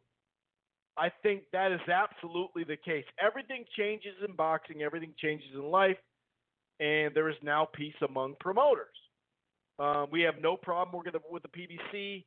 You're dealing with professionals, but the press paints a different picture, and this is where it gets kind of funny. And some of it's true, though. When the PBC had all the money from the hedge funds, their policy was not to do business with anybody. That's long since passed. But as we know, there was some, there still was business. It just wasn't at the top tier. I guess you could say the Jacobs Golovkin was. But, most of them were, or Chavez, Canelo or whatever. Most of them were like Felix Diaz and John Molina and that type of thing for Crawford, like, the second tier guys. But he said basically that they've had conversations, about Spence and Crawford. He said, here it is. I have no problem, blah, blah, blah. I don't think we have the problem working with us. People talk, but they don't know what they're talking about. It's easy for others to say we don't deal with each other, but that's not the case. I speak to Al every day now because of this, Wilder Fury. Al Haymon, he doesn't want, he wants to be in the shadows. I may disagree. I may speak to the press too much, but yada, yada, yada. But he said, we deal with everybody, Golden Boy, DAZN, all that stuff, which, is true. Case in point, a lot of these fights this year. And he said basically for the right arrangements, all these rival promoters are willing to do a deal with each other. And that's good news. You can't keep kicking the dog when the dog is not responsible for anything. When actually the dog is quite willing to cooperate with everybody. I don't only speak for myself, but all promoters. So it is kind of funny, for him to be like, I don't care what the press tells you guys. I know what I'm talking about. We got a great relationship. And it's like, well, dude, the press is just releasing your quotes of he's a cancer, he doesn't exist, like he's what's wrong with boxing. He was just blaming managers the other day too. But he said basically that he's talked about they have a shaping, in a sense, of the Crawford-Spence fight. And it may not be the same exact agreement as Wilder and Fury, 50-50, whatever. But he says that, that they have negotiated some of it enough to think he can get the job done with them. Now, this is Bob being Bob, some of it, of course, and I'm not expecting all these, this plethora of PBC fights, popping off with Top Rank, but if they could just achieve a couple of them, that's all it is. Back to the sharing system. Hey, you give me a commodity, I'll give you a commodity. But are those going to be legit trade-offs? That's where we can talk about how Eddie supplied Top Rank at a couple of fights with good opponents. And then it ultimately came down to, making other fights. And Lomachenko going overseas to fight Campbell and all that. And that's cool. That is cool. But it has to be fair. You can't just be like, oh, I gave him this guy. I don't know what the problem is, And so who knows? Who knows? Like I said, I think we're going to know a lot more if Porter's the next fight, unless Porter is fighting Pacquiao, or something like that. That'd be different. But I think we're going to find out more about that. I'm just going to kind of breeze through some news. We are going to get to that We are going to get to the talk about Charlo Harrison. I'm really excited about that fight. Interesting fight. I think both of them, like I said, in the lead, that both of them can improve upon what they did in the ring the first time around. That's what I think. You know, that's what I think. I really think that they can do that. So I'm looking forward to that fight. And we'll talk about, you know, a couple other things or whatever, you know, no doubt about it. But I got a couple of texts. Okay. Couple of news items. Tyson Fury dumped Ben Davidson, the trainer, and who he defended a lot.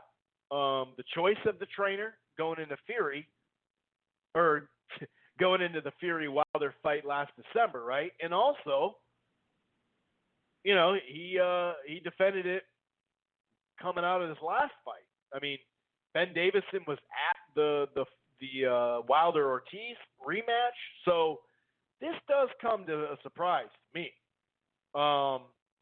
Is it a mistake? We'll see.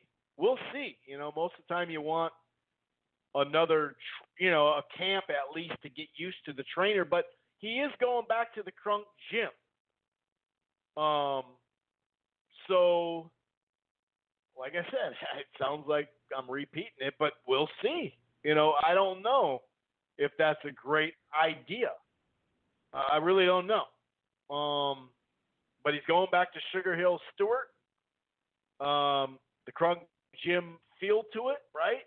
And that's what he's saying he's going to do. So, you know, he said he's getting back, his tweet said, getting the old team back together and running with Crunk Sugar Hill. Let the games begin.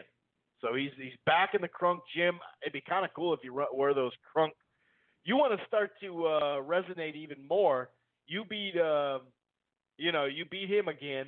Wilder, you beat him, I should say. I thought he won the first fight, but let's say, you know, beat him on paper now, like beat him like officially, whatever, because we know how scorecards are. But you wear some Crunk gym stuff, some Tommy Hearn stuff.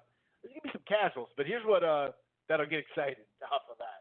But Ben Davidson said, obviously, it's not going to stop until there's an answer. Tyson and myself had to both make a decision for our careers, which resulted in our working relationship coming to an end. However, we remain friends, and he will smash the Dosser. So, you know, I guess it's on good terms. It is what it is. You know, it is what it is. We'll see if that helps him. I mean, his style of fighting, he knows how to do it, and they're probably just going to sharpen that up. I really don't know. It's just surprising. I guess that would be the biggest thing I take away from that, is that's a little surprising that he would do that right before that. You know, obviously he wasn't happy about how things went in his last fight, you know. And people have said, including his uncle and his pops, like, you need to get rid of that guy. But who knows? We'll see how that goes. Like I said before, Mikey Garcia signed a fight with Jesse Vargas. It's going to be February 29th on DAZN. The way Eddie says, it's like a one fight with an option, like a match option. So he could keep him for a second fight as long as he matches whatever offer's there. And he kind of makes it sound like it's going to be a fight-by-fight potentially. Mikey made it known he didn't burn his bridge or anything with the PBC, Al Haymon, and I didn't think he did. He was on a fight-by-fight with them. But he got $7 million reportedly. And it makes a lot of sense in a variety of ways. Mikey may not be this Canelo star or anything like that, but he's still the Canelo casuals, the Mexican-American fan, and the boxing fan. Maybe not just the casuals, that's it, or maybe not the casuals, but the hardcore fight fan, and even like the common fan who watches a couple events a month or something like that. They may know Mikey. And it may be a reason to keep subscriptions. Not only that, but we know that the majority of DAZN USA, their subscribers are in California. So that kind of makes sense, you know, to have Mikey on there. Speaking of Eddie Hearn, he said he officially offered Jermell Charlo a Demetrius Andrade unification fight that would be on DAZN, similar money and similar deal to a one fight. Now, is it a one-off all the way, or is there an option the way it's described a little bit with this Mikey fight a little bit? I don't know about that. You'd hope it was just straight up that there's no ties at all. It's literally one fight and dip like the Ramirez fight. That's the way he's introducing it, and I think he's come to a conclusion like, hey, we tried to do the multi-fights. They're not biting. Let's do this, and it's smart by Eddie Hearn and DAZN. So a one-fight deal to Demetrius Andrade. It is kind of crazy, though, that Andrade signed a multi-fight agreement, and he's got to fight a guy off of that platform because he couldn't get the big fights with Jacobs or Canelo or Golovkin there. So that's why if I were Charlo, I wouldn't sign long-term, but I would have to consider this, because you can always go back to fighting, Eubank and Derevchenko and those type of guys. This would be – it's not the name recognition. The hardcores would love it. It's not going to make you a bigger name per se. But the hardcores could spread that word to the casuals. I mean, we forget about that. The hardcore or the common boxing fan who's into it, talking to their casual fans, hey, dude, you got to check this dude out. That type of thing. Like my brother, casual boxing fan, when HBO, when he didn't have a family and HBO was popping, he used to watch that. I'd say he's a common fan. Now he's more of a casual fan. He texted me, during that ESPN fight card. Like, hey, man, these are good fights, whatever. So we're going to keep you posted on that. Canelo drops no surprise here, Canelo dropped the WBO 175-pound belt. Sources say, the rumor is that he's going to go down to 168. Doesn't sound like Golovkin and Canelo are going to fight in May. We know that's going to be, his date in May, Canelo's next fight. So as far as 175 WBO, Gilbert Ramirez. Oh, that's right. Gilberto, Ramirez is ranked number 1 in the WBO. So who do you think is going to fight for that strap? What else we got? Oh, Gary Russell Jr. Gary Russell Jr. is going to fight King Tug. It's a mandatory fight. It's February 8th on Showtime, and that's a good fight. I like that fight. That there is a legitimate fight. I do like that fight. I think that's a good fight. Now to go from JoJo to this fight, it's kind of like, whoa, Gary, what are you doing? What's going on, Russell? But he did say he wanted to fight twice a year, and he wants bigger fights, and this is the type of stuff you got to do. So he didn't wait a year. He didn't wait a year to fight. I think it's like over 8 months. I think it's going to be the quickest return in years. Maybe since he got the belt, I'm not sure on that one, but that really puts it in perspective if this is his quickest turnaround in like 4 or 5 years. That's pretty intense. You know what I mean? I'd say that's pretty intense, but we'll see. We'll see how this fight goes. It's a sneaky good fight. King Tug, because I don't know how to say his full name, Nayambaya, or what was it? Nayambaya? Nayamboya? Where is it? I got to look at it. Either way, it's King Tug. And it's a good fight, man. I think it's a good fight. He's coming off some good performances. It sounds like it's going to be in Allentown, Pennsylvania, at the PPL Center, which is kind of interesting. But it's on Showtime. It's a good main event for Showtime. Lord knows they needed it. Now, Espinoza, speaking of Showtime, they said basically once the Tank fight happens, not this Saturday but next Saturday, he said between Showbox, Showtime Special Edition, and Championship Boxing, that they're going to have 8 out of 10 weekends are going to, so out of 10 weekends, it's going to be 8 of them. 8 out of 10 that Showtime's going to have. So they're going to hit up this early schedule hot.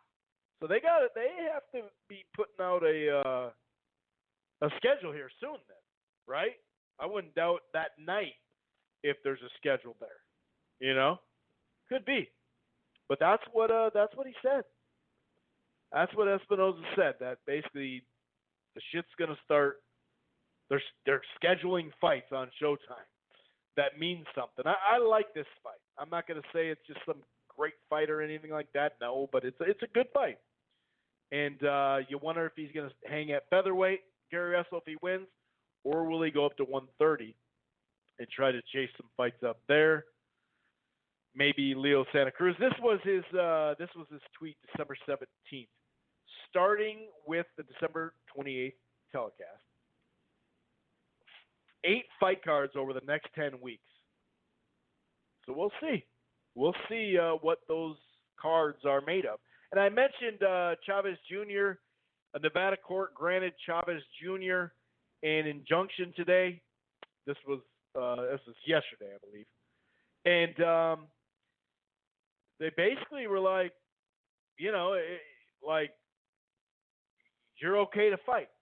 Like, you shouldn't be held on this stuff. Basically, it just lifts the suspension from refusing a random drug. It shouldn't take away from it, from his potential to make money, is what they ruled. So it'll be interesting to see the Nevada thing, though, and how all that plays out. But we don't know how that's going to play out, obviously. So I think that's about it for news. Oh, Eddie Hearn did mention, and we talked about Pacquiao. Now, Pacquiao, it sounds like Pacquiao has one fight left on his deal with the PBC. Some people thought the deal's all over. I think there's still one on there, but I could be wrong. 3-fight deal would put him right here, his last fight with him, on the contract. But sometimes it's a 3-fight deal, as we know. Sometimes there's an option in there. So if he's got an option, that means he can match. I bring this up because now that Mikey is at DAZN for the time being anyway, Eddie Hearn mentioned, and it only makes sense even before Eddie Hearn said this, that DAZN would be trying to get Pacquiao and Mikey Garcia to fight. They obviously want Mikey Garcia to beat Jesse Vargas, which is no walk in the park at 147, by the way. But they're saying there's an offer from Saudi Arabia to get Pacquiao and Mikey in May. Now, that's quite a turnaround, but it's doable, especially for Mikey, but it is doable for a turnaround. And I think if we're talking how big of money it is, if he fought the 29th, that would give him a month of March, month of April, and it's probably going to be a little later May, you'd assume, or at least mid-May. They don't want to go right around the Canelo fight, you wouldn't think. So it's doable. It's definitely doable. So we'll see, man. We'll see if, in fact, that fight were to take place. And I think we'll find out more fairly soon. You'd assume that Pacquiao is going to get a fight here. Maybe it's Porter. Maybe it's Danny Garcia. Danny Garcia is fighting Red Catch, as we know. And by the way, Jared Hurd is going to return. He's staying at 154. He wants his belt back. He's going to fight Francisco Santana to try to tune up and then make a run at 54 before he goes up to 60. A lot of people were looking for explanations of why he didn't take that J-Rock fight. He did do a pretty good job of explaining it, for the press conference, for those who care. But yeah, Pacquiao and Mikey on DAZN in Saudi Arabia would be some huge money, obviously. So we'll see. We'll see how that goes. But back to, Danny is fighting a southpaw in red catch. And we know Pacquiao and Spence are southpaws. So you got to figure Danny's lined up for Spence in the summer or maybe Pacquiao late April. And that's doable. It's a quick turnaround, but that's probably doable too as long as he doesn't get hurt or anything like that. So that about wraps it up except for one thing. Before we get into Charlo Harrison, we got one thing and one thing only. And we all know what that is. That's Timothy Bradley. Now, Timothy Bradley, I respect the you-know-what out of Timothy Bradley. I do. I really do. Some people didn't like his fighting style. Okay, that's cool. That's your prerogative. I'm not saying, it was. I mean, at 140 it was more bruising. Definitely. At 140 it was more bruising. But he's got a Hall of Fame resume. I liked him a lot. I liked the fight against Alexander. Okay, I'm going to bring it to you. The fight wasn't a great fight by any stretch of imagination, but I liked what he did in the ring. I liked how he mixed it up against Marquez and boxed a little bit because he knew what he was in with. He gave us a war in Probachnikov.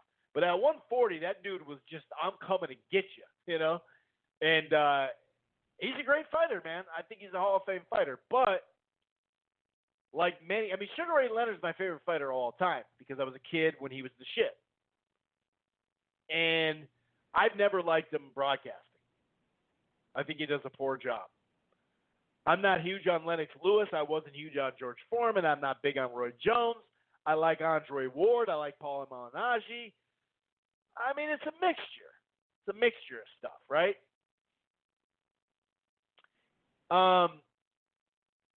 But the reason why I don't like Timothy Bradley is because he's so loud, and no matter what fight is going on, and no matter where the energy of his broadcast team is, he's like, oh my God, this, that, and the other. And, it's just like, Tim, calm down a little bit. But hey, I'm a hyper guy too. You know what I mean? I mess up my sound sometimes because I go too high, and I'm not leveling it out properly, We talked about it, wasn't it just last week or the week before? I think it was last week when we played the clip of him talking about prime for prime. Any day of the week, Crawford beats Crawford beats Mayweather any day of the week, which we all know that means about 10 out of 10, which is like, come on, dude. But now he's going out. He basically put all the PBC welterweights in a cart and pushed them all over the fucking grocery store. No, he went after them. And he's using this Wilder Fury fight for why can't the Spence and Crawford fight happen, right? Or whatever.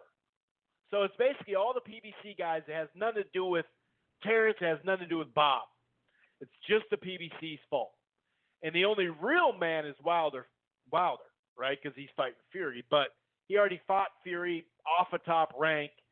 He wanted to fight Fury in February, and because of Top Rank, and because of Fury too, because he signed the contract, this fight got delayed.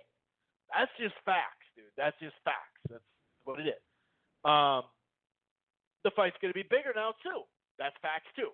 But to sit there and be like, the promoter just told us Danny Garcia's not on the table. Porter never got offered the fight. He was more or less, this is his words, more or less a journeyman last year. That's what Bob Arum said. So how can you rip Porter in this situation when he hasn't even offered the fight? Like, they haven't been doing business on the top levels. That's just the bottom line. Have they done minor business? Yeah. Has a belt, like a mandatory belt, like a mandatory for a belt? I think we're going to see that on the undercard too, a Wilder Fury. Two top-ranking PBC guys go at it, which I think is really cool. I think they're going to do that to make some Mandos for Spence.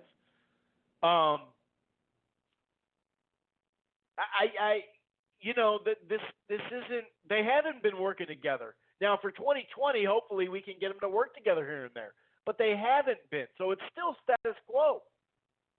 The Gary Russell Lomachenko, that was because of the belt called for it. We've had that before. Like I mentioned earlier, Felix Diaz going over and fighting Crawford.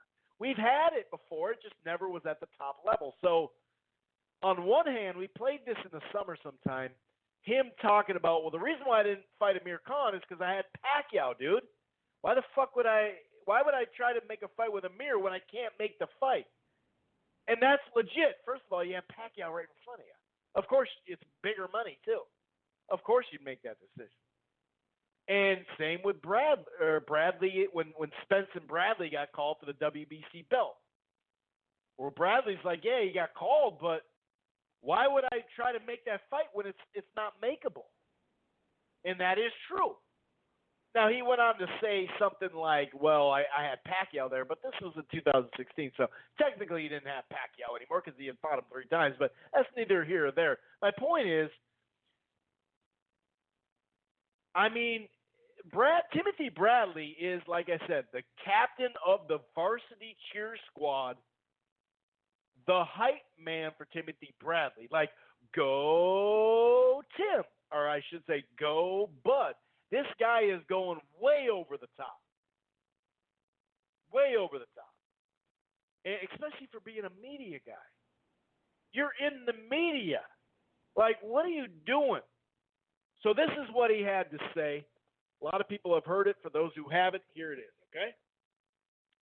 The only real man over at PBC is Deontay Wilder. You want to know why? Because he's going to be fighting Tyson Fury in February. Now, you guys over there, all the other welterweights over there, this man is begging to fight you. In the begging part, he wasn't begging after the fight. He hasn't been begging. You're begging. Continue to beg to fight you guys. Guys need to put your big boy pants on and need to come over and make this fight with Terrence Bud Crawford because he's the best welterweight in the world. Here's the bottom line. You can talk about all the promotional lines in the right, and that's my point here. Like, so what's Sean Porter got to do with this though? Why? Sean Porter's never been offered the fight. He's never been offered the fight. Did you hear him yell out Sean Porter's name after the fight? Or Danny Garcia or anybody for that matter? No. Now, he's not going to yell Spencer Thurman right now because they're not active. But to sit there and be like, it's you guys, Wilder's the only man over there. Are you out of your fucking mind, dude? But remember, this is what he said when he was asked about, well, you had a chance to work with a Haymon fighter and you didn't. Of course you're going to take the Pacquiao fight. Well, it's just like Spence. I could take a Crawford fight. I don't know if that's going to be negotiated, but I got Pacquiao in my sights. So this is what he said, like, in August at some point, and it was literally the WBC Spence and Bradley called for that fight, and then the first part is the Amir Khan thing, which we know that Amir Khan fight could have been, I'm not saying it could have been made, but it was a fight that people wanted. But shit, you're fighting Pacquiao for more money. Of course you make that move. I'm not ripping him, but you can't have it both ways is what I'm saying. That's all. You just can't have it both ways. Listen to this just to repeat it. This is AB Boxing, by the way. When the hell have we been doing business, or anybody from Crawford ain't been doing business without Haymon? You know what I'm saying? So, bruh, say whatever you want to say. Duck you and retire because I want to face you, bruh. You know what it's all about. So this is even the other side of the street, or the bruh, I don't listen. It's there because when I was coming up, that was the problem. I couldn't fight anybody from PBC. You know what I'm saying? We didn't do business with PBC. One and two, the WBC did order a book. The fight wasn't going to be made because we didn't do business with them. You know what I'm saying? The fight wasn't going to be made. So why would I even go down that alley when I got Manny Pacquiao right in front of me? I accidentally hit it again. So it was a combination of Khan and Spence, right? And I'm not calling out Bradley, or you didn't fight Khan, dog. You know, I'm not calling him out. I'm not calling him out. That has nothing to do with it. He's a Hall of Famer to me. I've already said that. So I'm not calling him out. But if you're going to call out Spence for trying to get a fight with Pacquiao, a fight that's on the same side just like you with Top Rank, that's the reason why you signed with Top Rank, and you're not going to fight Crawford, well, yeah, that makes a lot of sense. So you can't really call that ducking if it makes a lot of sense and you're still fighting a quality guy for more money. You're going to make more money against Pacquiao.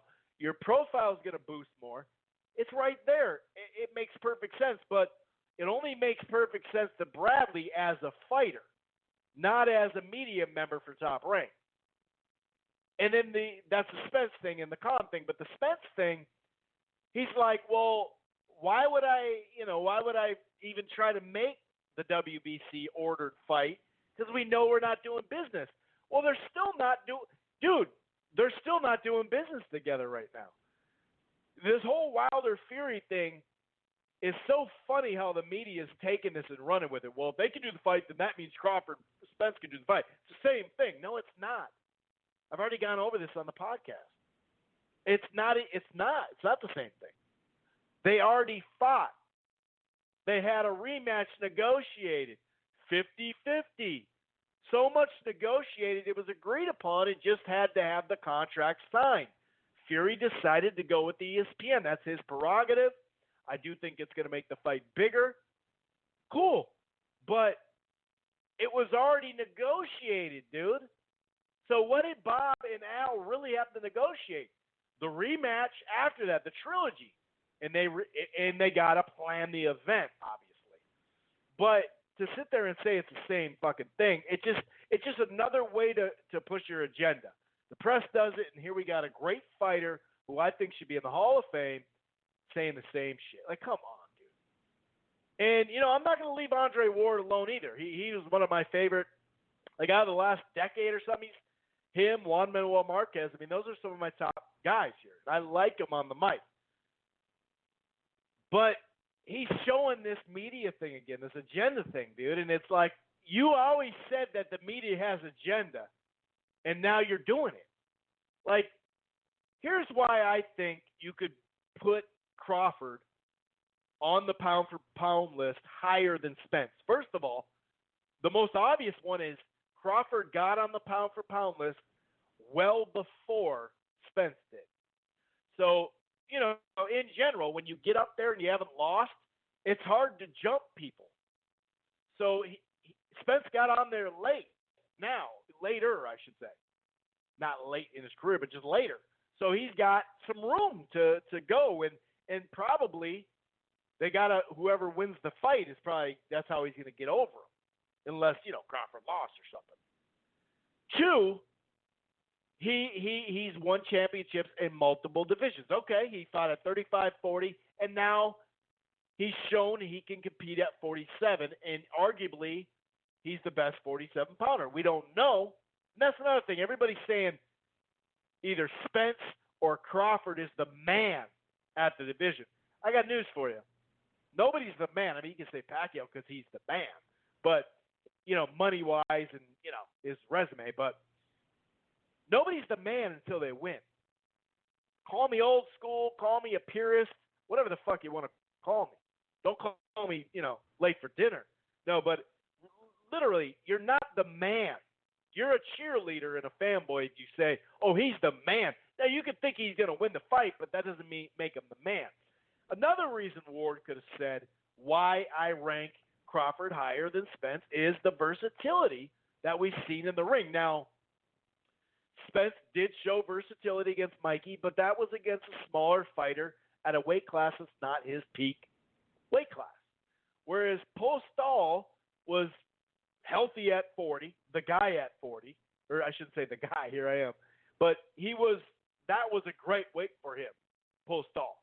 And he won the first round, and Crawford pretty much whitewashed him after that because he showed a different skill. He wasn't trying to mix it up.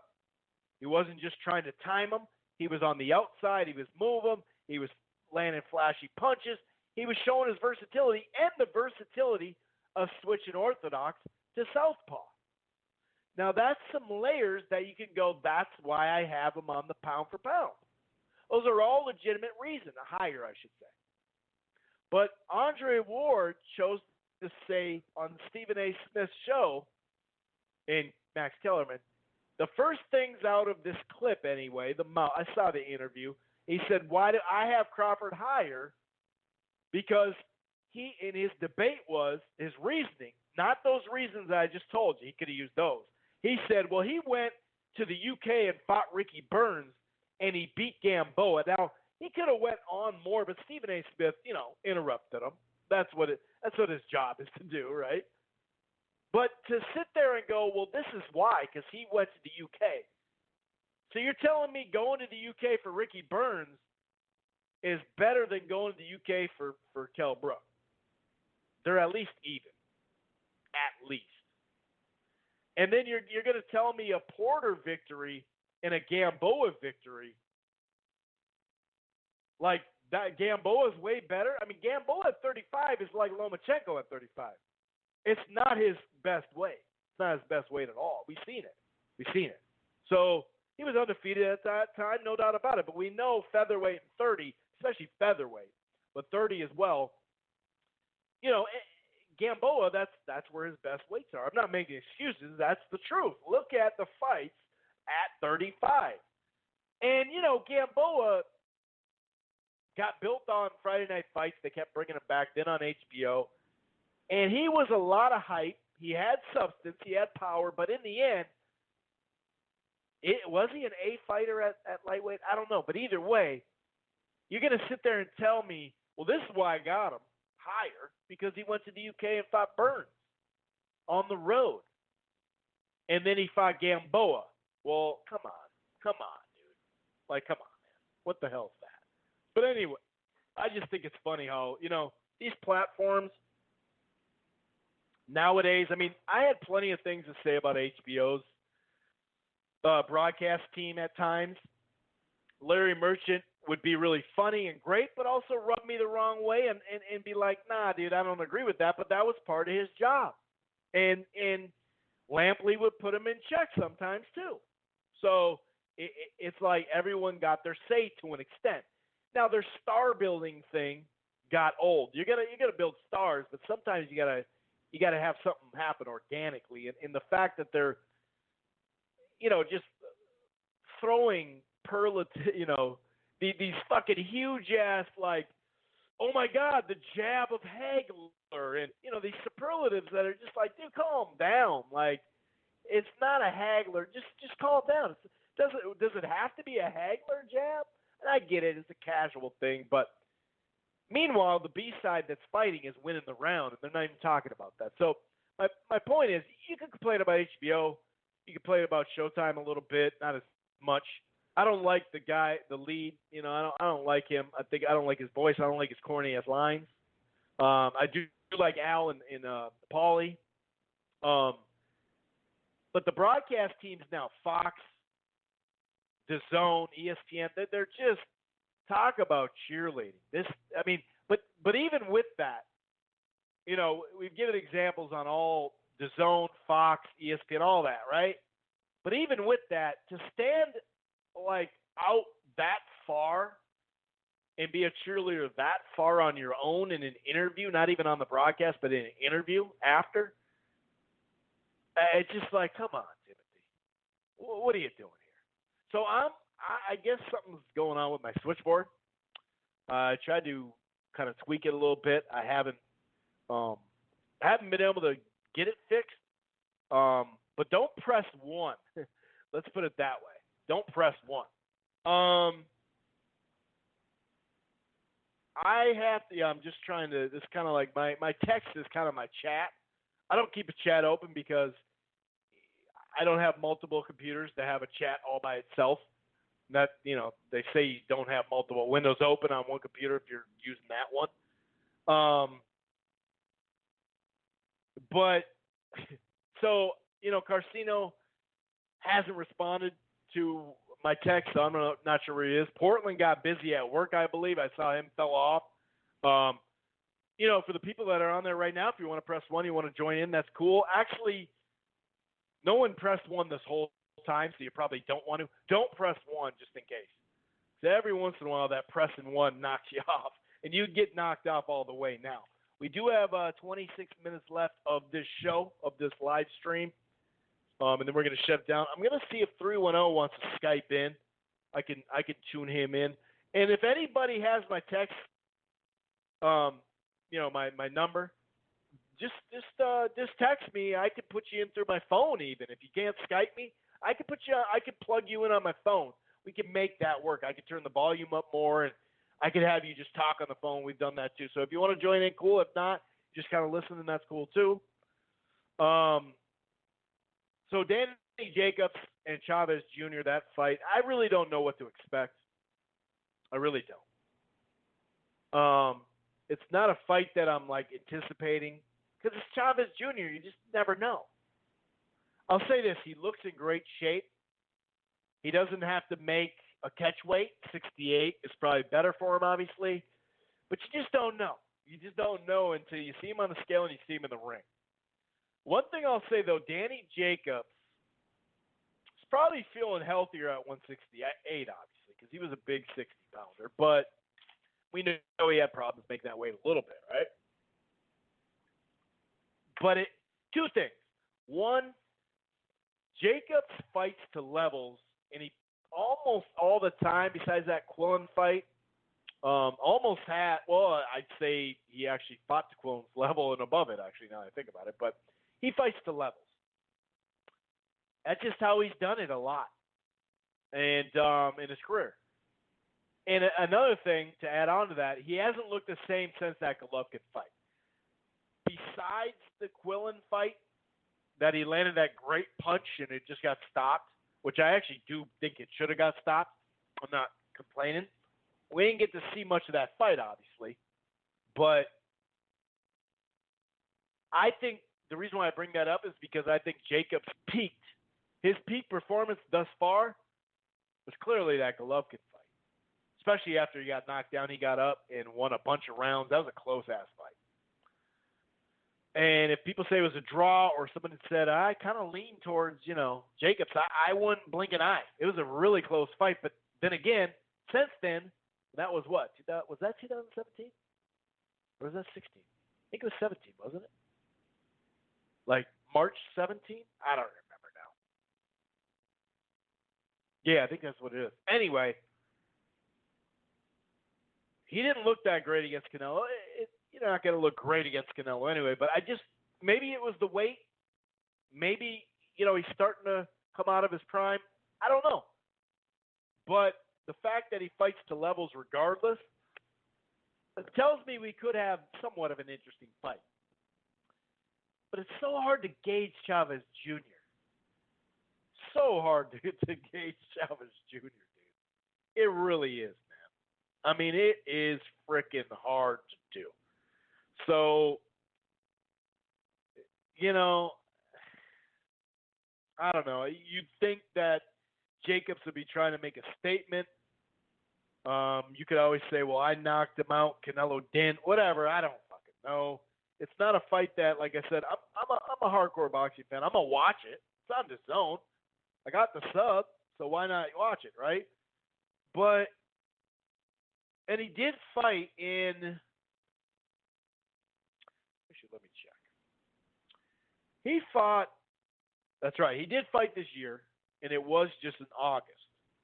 And his body looked pretty good then, pause. He had been off for over 2 years, 2 years and about 4 months, give or take.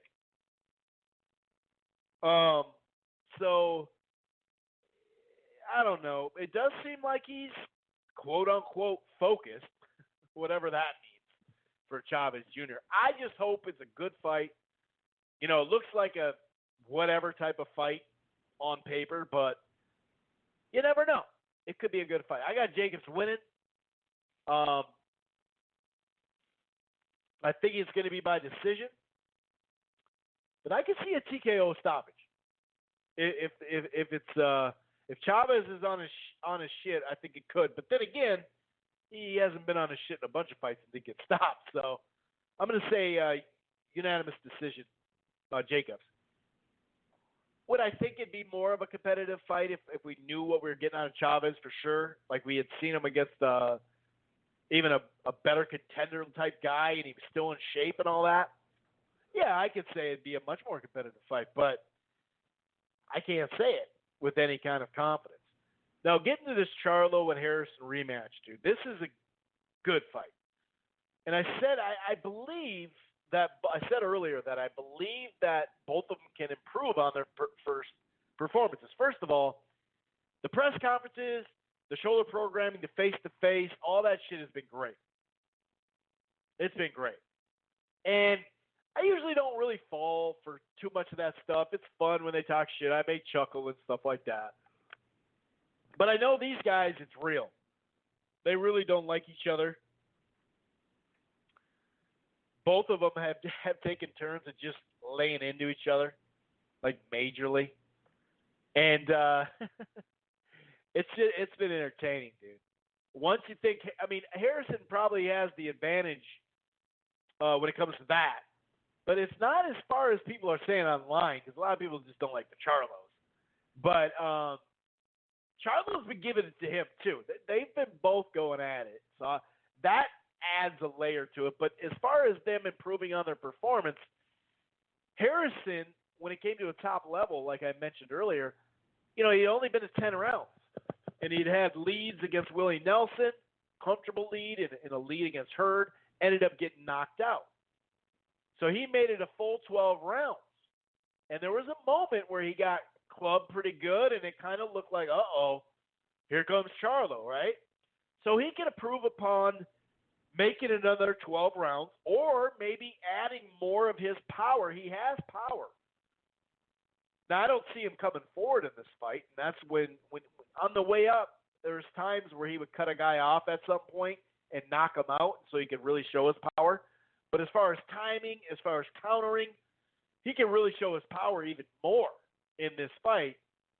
And I think that anytime you got a guy on the outside who's skillful, which Harrison is, the rematch tends to favor them, or at least they can kind of, leave off where, like pick up where they left off is what I'm trying to say. On the Jermell Charlo side, he was looking for the knockout. He had read his own press clippings. He's trying to knock him out. He knew that Hurd would knock him out. He knew that, Tony Harrison did knock out Tony Harrison. But Willie Nelson did. And so he knew that he wants that. I want that knockout. And he was going for it too much. Now, he settled in a little bit more with the jab and trying to just be busier, but he was just going in there, not smart at all. But I still think he's going to have to be the one that pushes the pace.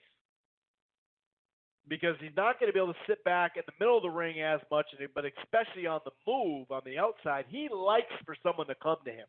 If you look at all his fights, he performs the best at that. We can go back to that Julian Jackson fight. And, he had to go chase Jackson. He was losing the fight. He knocked him out, but he was losing the fight. So that's why I was really anticipating the Harrison fight, because it gave him another opportunity to go against what I think is a better fighter than Jackson and Harrison, and see what he could do. And he rushed it. He did a bunch of stuff. So I really think if he gets behind his jab, if he's busier, he goes to the body, he tries to wear Harrison down a little bit, maybe then a TKO or a knockout could come. Either way, you can win more rounds doing it. Now, that said, I had him winning the fight. Competitive fight, yes. Competitive within the rounds, hell yeah. But I had him winning. And it wasn't 6-5-1 or 6-4-2, I had him winning 7-5, comfortably. I wasn't even afraid of 8-4, to be honest with you. Now, I haven't watched the fight in a while, and I purposely didn't watch it again lately because I didn't want to skew my mind because I do think they're both going to improve. And I think it'll be a more entertaining fight the whole time. But this is a tough fight for Charlo to do it again, to have to go chase him down again. I thought he won, but obviously he didn't win, right? And it kind of matters where you are at times. Generally, the come-forward fighter who is active does get more rounds unless you're like the healthy A side. But, we've seen it time and time again in America anyway. The busier, more active come-forward fighter tends to get it. I mean, look at the Wilder Fury, for example.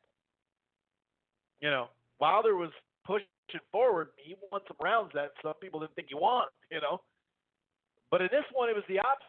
They gave Harrison the outside work and the counters and the flush shots too, So I think it's going to be a really competitive fight.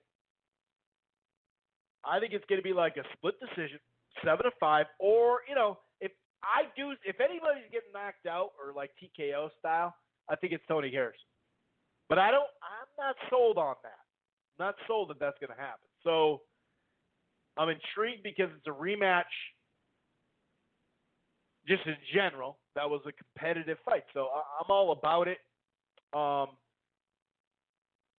And like I said, the shoulder programming has just been phenomenal, dude. It's been hilarious, dude. These guys, oh my God, these guys have been so fun to watch, dude. The face-to-face, they also did that fight breakdown where they're both watching the fight. They're talking shit, dude. Oh, it's been great. But yeah, I'm looking forward to the fight. I have Jermell Charlo. I almost said Jamal. Jermell Charlo winning by a split decision, or more maybe like a majority decision. Unfortunately, this fight is not at the Barclays again. Obviously, they just had They had a Barclays card, in the beginning of December with his brother, and then they just had one last weekend. So that third show, and then 2 weeks apart at the Barclays, that just wasn't going to work. Some people said, well, it should have been in Detroit or Texas. Yeah, that's nice to say, but so the champ's going to go to Texas? I don't think so. And then why would Charlo, who has the rematch clause, why go to Detroit? Like why not put it in an even, like an open fight? I don't know why. I mean, it's not the greatest venue location, but that shit happens, dude. People act like they can just schedule any old fight, any old place. I mean, the Barclays and the MGM, sure, they can get plenty of those. The theater at the MGM, we can get plenty of those for boxing. We're getting more Madison Square Garden lately. We're getting more Staples Centers lately. That's cool, Staples Center. But, it is what it is, man. It's a venue. I'm pretty sure that I remember reading that the Forum was already filled too, booked. So I did see when this fight got announced, what the fuck is this fight doing there? But, it is what it is. I don't know. I just don't think it wasn't going to be New York because I just said they had back-to-back cards before this. They're not going to do a Barclays card 2 weeks between each other, right? And we saw when they've done that before how that worked out. It didn't work out as good. Jacobs fought there, a week or two after Broner and the Charlos and all that. So, I don't know. I don't mind it neutral venue. But I think Charlo's going to win. I'll say majority decision. Majority decision, maybe split decision, whatever. I'm not saying that either one could TKO each other. But I think that, or knock out each other, they both have a lot of power. But I do think that if anybody's getting knocked out, I'd probably side with the guy who has been knocked out twice before. Now, Charlo, I don't know, man. Charlo can't come forward as well as the other stuff. We just know it. His brother's much better at coming forward.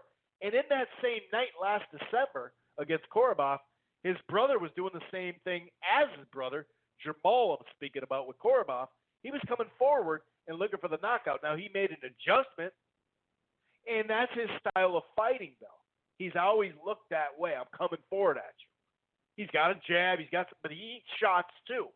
I mean, even J-Rock, J-Rock got caught with that uppercut, got finished. But we all know J-Rock fucking hit him plenty in one round. So, I think Charlo's probably the better fighter. maybe a tad bit of a notch up, but not much. But I think stylistically it plays into Harrison's hand. If he can stay on the outside like that, I don't know. I just think we'll see a different Charlo with the jab and more activity and not looking just for the knockout. I think if anything, sometimes a loss, even though I don't think he lost, but sometimes a loss does some good for you. And some of the things that Jermell's talked about, it does seem like it put stuff in perspective.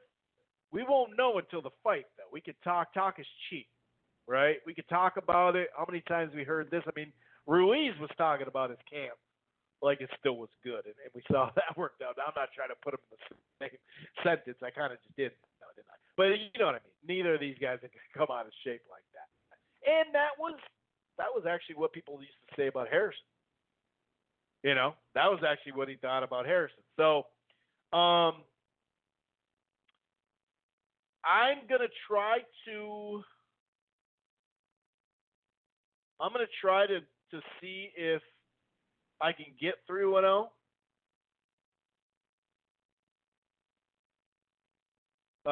To pop in on Skype. You could Skype me.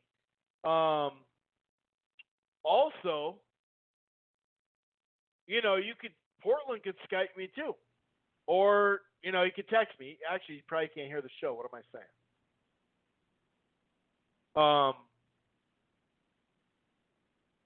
So I don't have much time. We literally have like 10 minutes left of the stream. So I'll just put that out there and see if they respond. If not, I guess it was just a one-man show. I was kind of buying some time there. I really apologize for the people that got knocked off. Really apologize about that. I'm not sure what happened there. I did see people able to enter after that, though. So not totally sure. Not totally sure on that.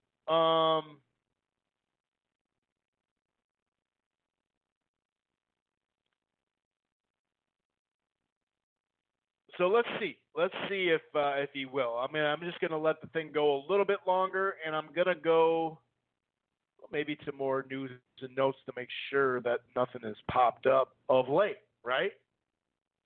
Maybe there's some news that is popped off. Danny Garcia says red check will get me ready for Pacquiao or Spence. He must be meaning the southpaw stance.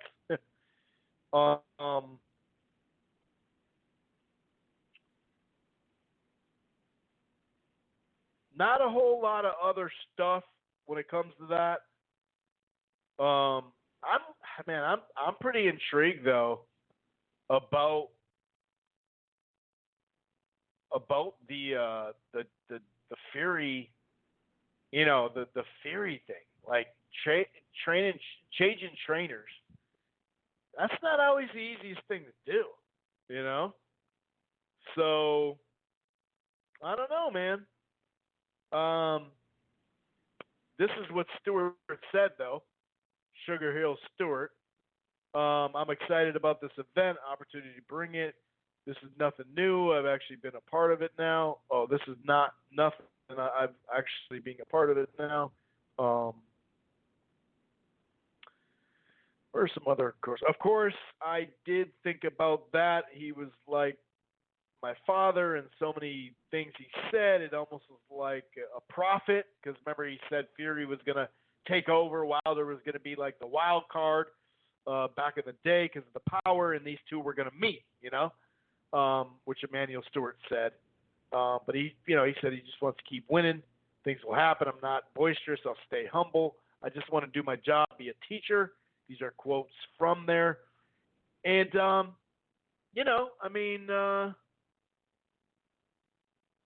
what did he say? Stewart said that I talked to him yesterday. He called me. We talked before. I was going to be a part of the team regardless, it sounds like. Then it came out. We talked right after it. He was looking for a new trainer. That happened quickly. And, I don't know. You know, this is interesting. He said, that's good enough. I see he's already been training. We'll do whatever it takes to win. So he'll do a D camp, lay down the tempo in Vegas or whenever it needs to be there. So I think he's saying Detroit and then, at the Crunk Gym. There is a new Crunk Gym, right? Because the old one got shut down. Am I wrong? Oh, wait. Did they opened up another one, though, didn't they? Shit. I forgot about that. It did get closed down. So, yeah, I just heard back from Portland. He accidentally hung up. He's got some stuff going on, so he'll catch me later.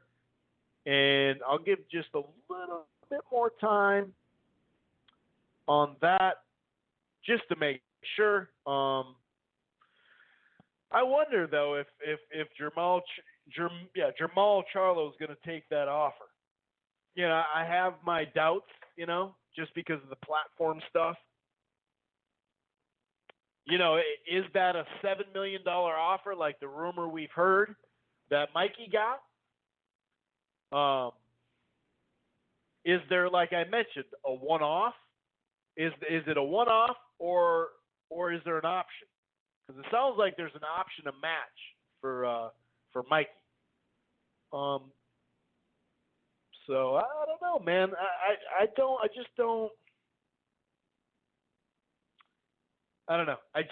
I don't think it'll happen. And on the last show, I said I don't think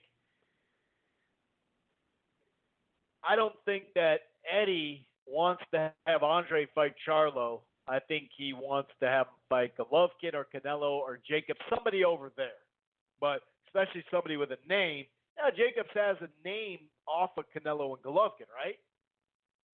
But just Canelo and Golovkin. But now he probably lines it up like, well, shit, if we can't even get Canelo back to 168 maybe, I don't know. But if we can't, then what? We're not guaranteed to get the Golovkin fight. DAZN's probably going to want to keep Golovkin, spotless to get, if they are ever going to do that trilogy, because that's still the biggest fight right now on the platform. So, as of right now, if that offer is legit, I'll admit I was wrong. I didn't think that he would. I thought he'd give him like a one-off, but an option, or do the 3-fight deal or 2-fight deal again. But if in fact it is a one-off, no option, just straight up like Ramirez, you take the fight, you can leave regardless, win or lose. I'll admit I was wrong then, and I'm happy that Eddie's doing that. These are the only way these fights are gonna, be made. And I will say Eddie did add that he's willing to have Andre. If you can match the same offer, which they won't, they're not going to pay him Andre $7 million to come over. Maybe I'm wrong on that too, but I doubt it, right? Kudos to Eddie for trying to make this fight, Kudos to him. He kind of changed his tune because he struck out, and I respect that. He even admitted today in the interviews at the press conference from Chavez and Jacobs. He said, hey, before it was same with Mikey. He offered him a couple of fights, and they're just more comfortable with that freedom, and that's cool. So he adjusted. So that's pretty smart and legit from Eddie Hearn to do that, to adjust and be like, hey, okay, I can't make that fight. Well, how about I make this fight? How about we just go one-off, And I think that's pretty admirable. And obviously, he's got to do what he's got to do. He's got to feed his subscribers, and they want as many good fights as they can on there. So, over a year into it now, they've adjusted. And I think it's pretty smart. So, my hope is Charlo takes it. I just don't think he will. I don't think he will. I still think that Al's moving him at a, if he fights Derevyanchenko, I'll say this. Derevyanchenko on Fox would be a bigger deal overall to the common boxing fan and casual fan than fighting Andre on DAZN. But the steady boxing fan, the hardcore boxing fan, they'd love that fight for obvious reasons. But the thing is, the Derevyanchenko thing, reason why I say that is because they can sell Derevyanchenko as the guy that many people thought beat Golovkin. They can sell that, you know? And as we know, these platforms are just trying to star build and cheerlead all fucking day long, so it works out perfect for him there, right? Take on Eubank Jr., then Derevyanchenko, whatever. And those aren't bad fights. I mean, if we're honest, what has Andre done at 160?